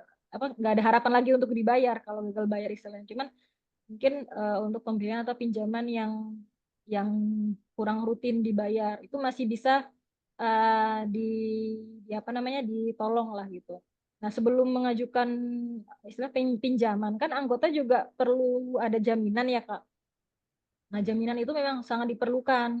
Lagi-lagi jaminan itu bentuknya beraneka ragam masing-masing koperasi. Tapi pada umumnya ya ada sama seperti BPKB, kemudian sertifikat, lain-lain itu kebanyakan ya seperti itu. Nah, kalaupun memang terjadi gagal bayar atau macet ya tidak bisa ditagih sama sekali gitu. Ya itu tadi jaminannya itu yang akan menjadi pengganti atau yang akan menjadi istilah senjata untuk bisa membayar seluruh pembiayaan atau pinjaman yang gagal bayar itu tadi. Cuman kalau di syariah ya, kalau di syariah ini uh, untuk jaminan tersebut mungkin dengan istilah jual bersama gitu ya Kak. Jadi untuk jaminan itu dijual bersama. Jadi nanti misalnya laptop 5 juta dijual bersama. Tapi untuk sisa hutangnya misalnya 4 juta. Berarti nanti 1 jutanya itu dikembalikan ke anggota gitu. Jadi 4 jutanya untuk melunasi pembiayaan itu. Jadi ya lagi-lagi jaminannya itu yang akan menjadi istilahnya alat untuk membayar. Jadi dilelang seperti itu. Adapun kalau misalnya eh, untuk yang anggota yang istilahnya kurang lancar ya, bukan gagal bayar itu tadi, ya kita usahakan. Sebenarnya kalau koperasi syariah sendiri itu ya, soalnya koperasi saya ini kan koperasi syariah gitu ya, itu usaha yang dilakukan untuk pembiayaan yang kurang lancar itu kita usahakan itu jangan sampai melepas jaminannya gitu. Jadi kita kita kita bicarakan dulu secara kekeluargaan gitu. Maksudnya untuk penyelesaiannya bagaimana, bisa dengan restrukturisasi atau akad ulang lah gitu, kayak misalnya diatur ulang sisa pembiayaannya berapa, kemudian diatur ulang lagi tenornya menjadi lebih lama supaya lebih ringan, jadi mampu untuk bayar, bisa juga seperti itu. Pokoknya untuk jaminan pelelangan jaminan itu ya tahap akhir dari penyelesaian itu sebenarnya. Ya salah satu penyelesaian sebelum pelelangan itu tadi ya itu restrukturisasi itu sendiri atau akad ulang itu. Jadi kembali lagi masing-masing koperasi itu berbeda gitu ya Kak. Jadi kita juga harus melihat dari segi ini kurang apa namanya, ini ini pinjamannya berapa sih yang nggak bisa dibayarkan gitu. Dari segi jumlah itu juga kita perlu perhatikan besar atau kecilnya seperti itu. Karena kan anggota koperasi ini juga punya tanggung jawab besar ya terhadap anggota karena itu uang anggota. Jadi memang semaksimal mungkin untuk bisa dibayarkan seperti itu. Pun koperasi itu juga perlu memiliki cadangan resiko gitu ya Kak. Koperasi itu juga harus memiliki cadangan resiko ya. Fungsinya iya untuk itu tadi yang benar-benar amat sangat tidak bisa dibayarkan itu kita bisa kita bisa ambil dari cadangan resiko itu tadi. Cadangan resiko itu ada yang berasal dari ya persentase SHU sekian persen itu ada yang seperti itu. Ini tuh Kak. Baik, Kak Rizka, bagaimana tanggapannya? Oke, baik, terima kasih Kak atas jawabannya. Oke, berarti di koperasi itu emang ada kemungkinan buat tidak bayar begitu ya, Kak Mila ya? Ya, ada sekali Kak. Apakah Kak Ada Mila pernah sekali. mendapatkan yang seperti itu, Kak? Ya, Nah, gimana Kak ya Mila? saya Coba sharing-sharing, Kak. ya itu tadi Kak, jadi kita bagi dulu nih, ada yang kurang lancar ya, maksudnya kayak, oh ternyata yang nggak bayarnya 2 bulan nih, 2 bulan dia udah nggak bayar, oh ini masuk kategori kurang lancar misalnya gitu. Oh ini udah 3 bulan lebih nih, dia masuk kategori macet misalnya gitu ya. Nah kalau yang kurang lancar ya itu tadi Kak, kita komunikasikan, pokoknya pintu awalnya itu kita bicarakan secara kekeluargaan, jadi nggak langsung datang ke rumah terus nagih pakai debt collector gitu, nggak kayak gitu ya. Kita bicarakan dulu secara kekeluargaan. Kalaupun memang si anggotanya itu susah dihubungi, ya kita mau nggak mau harus sampai ke rumahnya. Cuman ya diselesaikan dengan baik-baik. Gitu. Jadi sejauh ini sih yaitu tadi penyelesaiannya ke restrukturisasi akad ulang itu tadi. Tapi alhamdulillah sampai sekarang sih belum ada ya pelelangan jaminan itu belum ada ya alhamdulillah gitu. Cuman kalau untuk akad ulang atau restrukturisasi itu ada kayak gitu. Dan itu tadi untuk perlu ya kita mencadangkan cadangan risiko itu sekian persen gitu untuk itu tadi. Oke, baik. Teman-teman, apakah masih ada yang mau berdiskusi? Apakah ada lagi yang mau ditanya ke Kak Mila? Ada Kak Verna. Saya mau Boleh, tanya. Kak Sugi. Ya, kalau tadi kan yang didiskusikan dan juga disaringkan oleh Kak Kamila kan berkaitan dengan manajemen korporasinya, begitu kan, terkait dengan akuntansinya juga. Tapi yang mau saya tanyakan sekarang itu terkait dengan pengalaman pribadi Kak Kamila ya, selama menjadi pejuang koperasi. Ya, kenapa saya mengatakan pejuang koperasi? Karena memilih untuk terjun di koperasi itu bukan hanya sebagai karyawan atau sebagai pengurus, tapi sebagai pejuang kalau menurut saya ya. Nah, pertanyaannya adalah pengalaman paling unik apa gitu yang pernah dialami oleh Kak Kamila yang sebelumnya Kak nggak pernah terpikirkan gitu. Yang mungkin di textbook itu nggak ada gitu, tapi di lapangan oh ternyata kayak gini ya gitu. Dan mungkin pengalaman pengalaman yang berkesan dan juga yang paling aneh gitu misalnya ya. Ya Kak gitu. Ya, menjawab nih Kak ya. Nah, kalau Kak Sugi tanya ya pengalaman yang paling berkesan dan paling saya sering yang paling baru saya temui oh ternyata gini gitu. Itu soal keanggotaan ya Kak Sugi. Gini, saya cukup speechless sama ternyata sepeduli ini loh sama anggota koperasi. Koperasi itu sepeduli ini. Itu jujur saya dulu itu kaget ya waktu baru terjun di koperasi itu. Kok segininya sih gitu loh. Maksudnya kooperasi dengan anggota tuh kok segininya kayak gitu. Ternyata memang setelah lebih dalam menelusuri, oh ternyata emang kayak gini loh koperasi itu. Bedanya koperasi sama yang lainnya tuh kayak gini. Mereka itu sangat memperhatikan anggota-anggotanya. Itu yang menurut saya sesuatu hal yang baru saya temui dan membuat saya kayak, hah gitu. Ternyata anggota itu sangat dipedulikan loh sama koperasi. Dan ternyata koperasi itu khas, khas banget. Dia tuh punya ciri khas lah. Menurut saya seperti itu ya, Kak. Jadi kayak wow, menarik sih kayak gitu ya. Dan apa namanya, untuk pengalaman lain yang menurut saya berharga itu ketika saya bertemu dengan berbagai macam wajah koperasi nih Kak, yang saya sampaikan kayak apa ternyata koperasi itu ada loh, koperasi kayak apa namanya, koperasi produsen, konsumen, lain-lain itu ada loh. Karena saya taunya itu koperasi ya cuman bisa minjem, nabung, udah itu aja gitu, simpen dan pinjam. Tapi ternyata ada loh apa koperasi produsen. Yang paling bikin saya kaget itu yang saya bertemu dengan teman-teman koperasi ya. Maksudnya seru juga gitu ketemu dengan relasi teman-teman dari koperasi lain dengan wajah-wajah yang lain, koperasi produsen, konsumen, serba usaha dan lainnya gitu. Ketika mereka bercerita itu saya benar-benar kayak wow, ternyata koperasi seluas itu loh gitu. Nggak hanya cuman minjem dan apa nabung gitu, tapi juga koperasi ini apa ya istilahnya bisa menjadi jembatan untuk anggota itu sejahtera ya. Contohnya kayak koperasi produsen itu sendiri ternyata di daerah Jawa Timur sebelah sana itu ada loh koperasi produsen yang mampu mensejahterakan anggotanya. Mereka itu kayak ternyata peternakan mereka itu bisa dijadikan koperasi. Itu sih yang bikin saya kayak wah pengalaman berharga nih, saya bisa apa bisa tahu hal itu, saya bisa dengar langsung dari para apa ya istilahnya pengurus-pengurus atau pengelola yang memang sudah terjun di dalam itu gitu. Karena waktu beberapa hari yang lalu dan saya baru tahu loh pas pas di tahun ini tuh ternyata oh kayak gini toh koperasi ada apa namanya wajah barunya, wajah-wajah lainnya. Saya selama ini taunya itu ya cuman koperasi simpan pinjam aja gitu. Tapi ternyata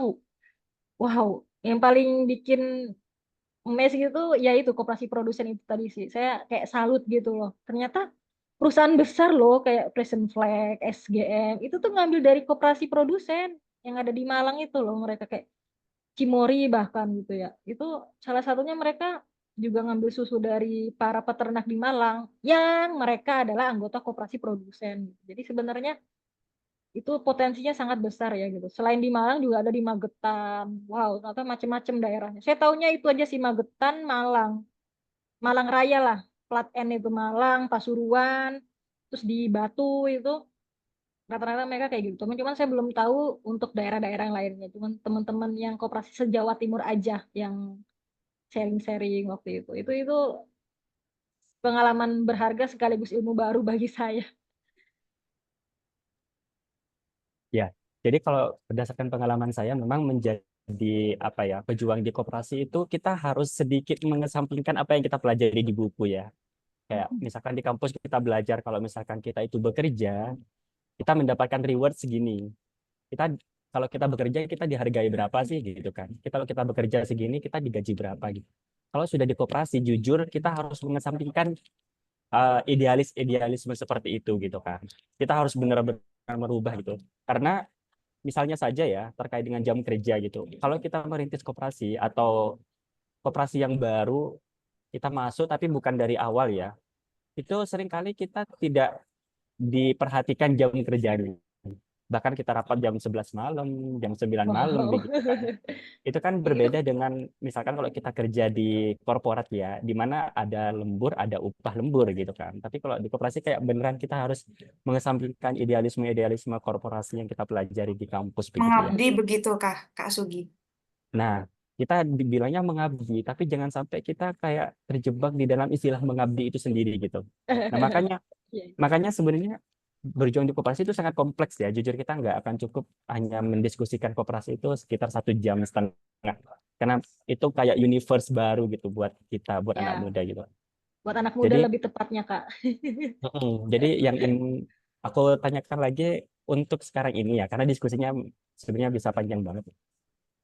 Hmm, apa sih yang membuat Kak Kamila ini seberkomitmen itu di koperasi dengan pertimbangan effort yang sangat luar biasa itu, tapi jujur mungkin iya ya, reward finansial yang didapatkan itu tidak sebesar kalau bekerja di korporasi gitu. Apa apa alasan paling kuatnya Kak Kamila gitu ya? Ya, ini langsung jawab nih Kak ya. Ya, apa sebenarnya ya Kak Sugi yang menjadi latar belakang saya, kenapa sih kok berkomitmen banget gitu ya di dunia koperasi ini? Yang pertama ya Kak, sebenarnya tuh koperasi ini itu tuh produk asli khas Indonesia gitu loh. Kenapa kok nggak kita apa ya, istilah lestarikan gitu?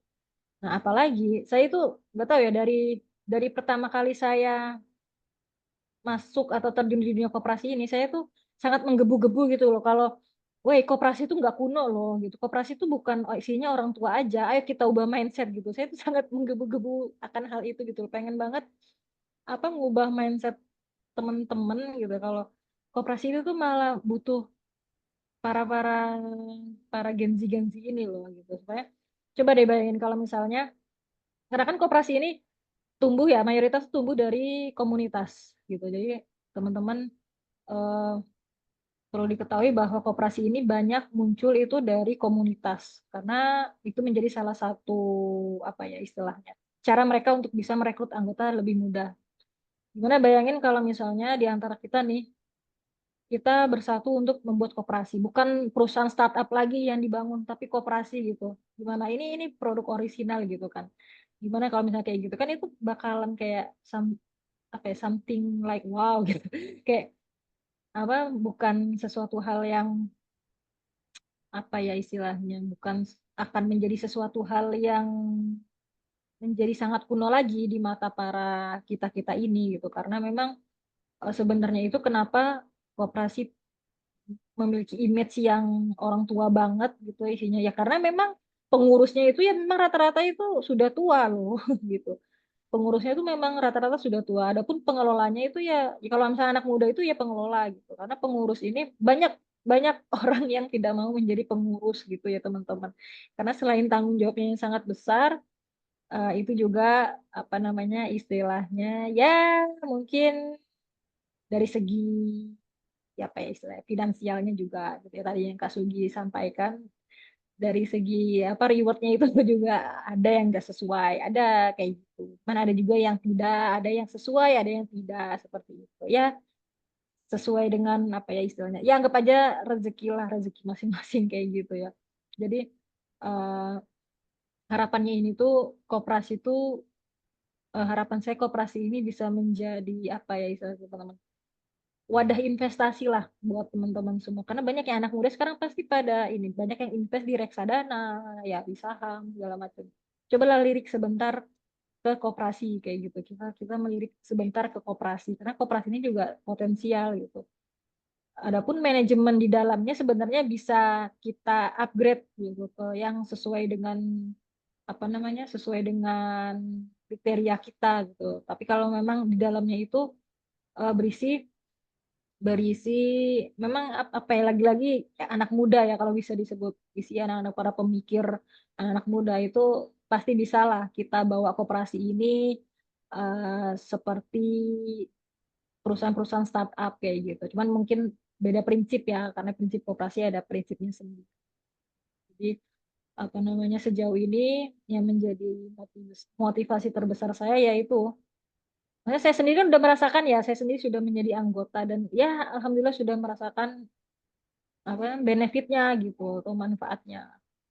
Jadi kalau kalian penasaran, ikut join aja koperasi gitu. Coba kalian rasain gitu ya Kak. Nah, kalau ya memang kita harus kalau misalkan kita menjadi pejuang koperasi, kita harus mendefinisikan ulang apa yang kita inginkan dari reward yang kita dapatkan itu ya. Karena kalau kita join koperasi, itu bukan reward finansial aja yang kita dapat, tapi banyak sekali reward non finansial yang bisa kita dapatkan. Misalnya kita bisa mendapatkan apa namanya, yang dapat pahala ikut koperasi itu menurutku benar ya, jujur benar. Terus misalkan reward relasi yang ada di lingkungan orang-orang yang baik, kita bisa membantu umat juga. Misalkan ada koperasi syariah yang tujuannya untuk membantu orang-orang mengatasi riba, itu kita bisa juga dapat manfaat non finansial seperti itu. Dan manfaat keagamaan juga dapat begitu. Saya waktu setahun di koperasi, awal-awal tahun di koperasi itu, koperasi saya itu bisa membantu membuatkan rumah, menggalang dana untuk membangunkan rumah untuk orang yang tidak punya rumah gitu. Jadi ceritanya waktu itu kami lagi menyalurkan apa ya, bantuan beras gitu, dan di sebuah perumahan itu kita menemukan sebuah rumah yang ternyata itu orang yang baru bangkrut gitu, punya anak 3 gitu. Kita nangis-nangis tuh di situ gitu kan. Ternyata akhirnya kita adakan penggalangan dana untuk membangun rumah untuk orang tersebut dan berhasil begitu. Jadi memang betul apa yang disampaikan oleh Kak Kamila tadi, kita ikut koperasi itu tidak hanya reward finansial yang kita dapat, tapi banyak sekali jenis reward yang tidak berupa uang yang bisa kita dapatkan, dan itu sangat membanggakan buat diri kita sendiri, dan insya Allah itu investasi yang tidak langsung kelihatan hasilnya, tapi itu bakalan ada efek-efek yang banyak gitu ke depannya begitu. Ya. Oke, emang saya juga namanya setelah mendengar sharing-sharing Kak Mila, teman-teman yang di sini apakah jadi berminat untuk menjadi anggota koperasi, teman-teman? Kalau saya pribadi sih agak tertarik begitu ya Kak Mila ya. Ya, Tapi hubungin untuk saya ya, Kak. iya, oke Kak. Untuk last questions mungkin Kak, karena kita ternyata sudah 2 jam ternyata Kak, tidak Oh iya terasa ya benar. Kak ya kita Iya, Masya berdiskusi. Allah. Untuk Udah mau last setengah 10. questions, mungkin Kak Mila, apakah bisa mungkin spill-spill ke kita kalau misalnya kita sudah lulus gitu ya, kalau sudah kuliah sudah lulus, ada nggak sih peluang kita untuk sebagai akuntan gitu ya, bekerja di koperasi dan kontribusi kita yang bisa kita berikan kepada koperasi itu seperti apa Kak Mila? Iya, Kak Ferna, seperti tadi ya di slide terakhir saat presentasi itu disampaikan kalau akuntansi dan koperasi ini tuh sekarang besti banget loh. Jadi ini angin segar buat teman-teman praktisi akuntansi semua nih gitu. Apalagi soal SAKEP ya Kak. SAKEP itu jujur saya pribadi ya, itu menjadi PR. Jadi saya itu banyak ikut kelas gitu ya. Nah, ikut kelas supaya bisa paham terkait SAKEP itu sendiri seperti itu. Karena memang untuk juknisnya itu belum ada dari Kemenkopnya. Jadi sangat kita tunggu sebenarnya untuk juknisnya. Jadi itu mungkin salah satunya seperti itu. Seperti para teman-teman praktisi ini, apalagi teman-teman dari kebanyakan sepertinya dari teman-teman ini ya, apa namanya Magister Akuntansi UGM ya, yang bisa dipersiapkan apa namanya untuk menjadi praktisi akuntansi, apa kontribusi yang bisa diberikan kepada koperasi seperti memberikan pelatihan atau workshop kepada kami terkait apa standar akuntansi keuangan yang terbaru itu tadi Kak, SAKEP itu eh, FYI aja itu benar-benar sangat kami perlukan dan lagi apa ya amat sangat hangat lah gitu kita perbincangkan. Jadi itu bisa menjadi angin segar gitu ya. Selain itu tadi itu Kak apa namanya auditor ya. Auditor itu saya ini sih cukup kayak oh iya masuk akal juga sih yang dari temen sama koperasi itu yang dia mengeluhkan kalau auditorku itu loh gak paham koperasi gitu dia ngomongnya gitulah secara apa kayak kita ngobrol auditorku itu loh gak paham koperasi katanya gitu iya sih jadi aku mau konsul tuh susah katanya gitu dari segi perkoperasiannya mungkin dari segi kayak apa laporan keuangan pencatatan segala macam itu mungkin dia udah hatam ya memang sudah biasa mengaudit. Cuman dari sisi perkoperasiannya ini nih yang kurang gitu. Jadi, sungguh disayangkan gitu. Dan harapannya dari kebijakan Kemenkop yang mendata seluruh KAP itu harapannya KAP-KAP tersebut juga mendapatkan pendidikan terkait perkoperasian gitu. Jadi kami-kami ini koperasi juga apa ya, diaudit juga bisa mendapatkan apa namanya pemahaman perkoperasian. Jadi kita kayak sama-sama nyambung gitu. Karena memang ada kayak di laporan keuangan perlakuan ini tuh seperti ini berdasarkan peraturan ini kayak gitu. Nah, harapannya bisa sama-sama nyambung. Nah, itu bisa tuh teman-teman mungkin nantinya yang setelah lulus dari kuliah gitu ya, menjadi junior auditor mungkin jadi gabung sama KAP atau mau sekolah lagi, mau ambil sekolah profesi supaya bisa atau mau ujian langsung CPA gitu ya, mungkin bisa dipersiapkan nanti untuk KAP bikin KAP terus bisa nih khusus koperasi gitu istilahnya gitu. Karena ada loh Kak, kayak contohnya ini notaris ya, kantor apa sih notaris itu loh. Jadi itu dia berdiri dan yang punya itu berasal dari ini pengurus. Dia itu sebelum pengurus koperasi gitu ya. Kemudian dia sekolah tentang sekolah nggak tahu sekolah hukum gitu, kemudian mendirikan itu apa sih namanya itu praktek notaris praktek hukum gitu loh. Apakah namanya Kak? Ya gitu lah pokoknya. Harian. Nah, ya kayak gitu.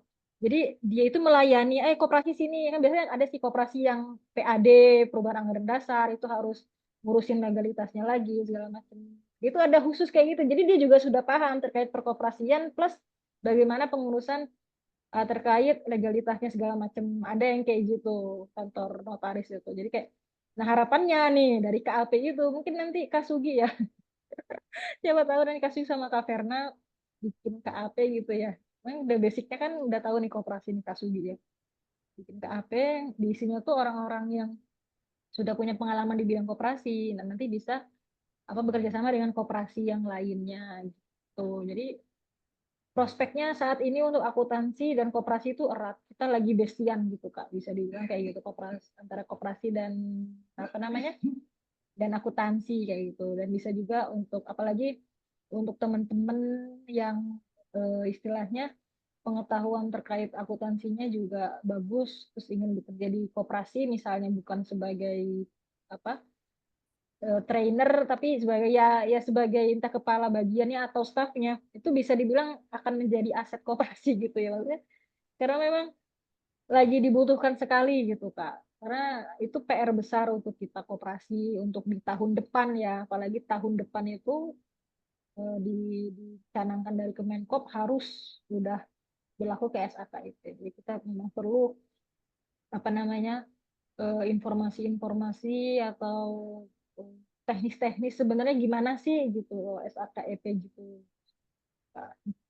Baik, ternyata teman-teman bisa take notes ya. Ternyata peluang kita sebagai akuntan itu sangat luas ya Kak Mila untuk koperasi itu. Apalagi kalau dengar cerita Kak Mila, koperasi itu memang jenjang peluang untuk berkembangnya itu sangat besar begitu ya Kak Besar. Mila. Sangat besar sekali. Oke, Kak Mila, kalau saya sendiri sih saya pribadi menilai koperasi ini masih banyak sekali yang bisa kita ulik ya Kak Mila. Tapi sayang sekali waktu kita terbatas. Mungkin teman-teman, apakah setuju jika Kak Mila ada sharing-sharing di sesi berikutnya? Teman-teman boleh ketik di kolom komentar biar nanti sama adminnya dibuatin lagi ya Kak Mila sesi yang baru dengan Kak Mila tentang koperasi agar pembahasannya lebih mendalam lagi.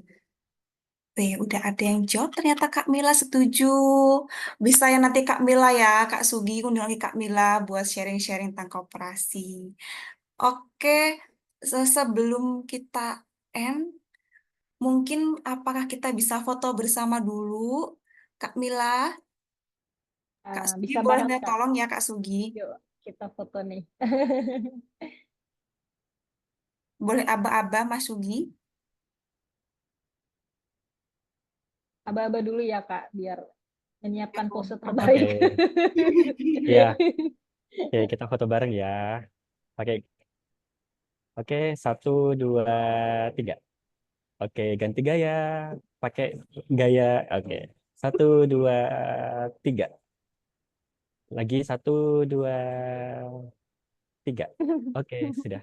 Oke, terima kasih Kak Mila atas sharing-sharing sessionnya. Saya harap teman-teman di sini mendapatkan ilmu yang sangat bermanfaat, dapat insight dari Kak Mila tentang perkoperasian. Akhir kata, saya tutup untuk diskusi kita hari ini. Terima kasih teman-teman, terima kasih Kak Mila yang telah meluangkan waktu untuk sharing session bersama kita. Wassalamualaikum warahmatullahi wabarakatuh. Sampai jumpa di sesi berikutnya teman-teman.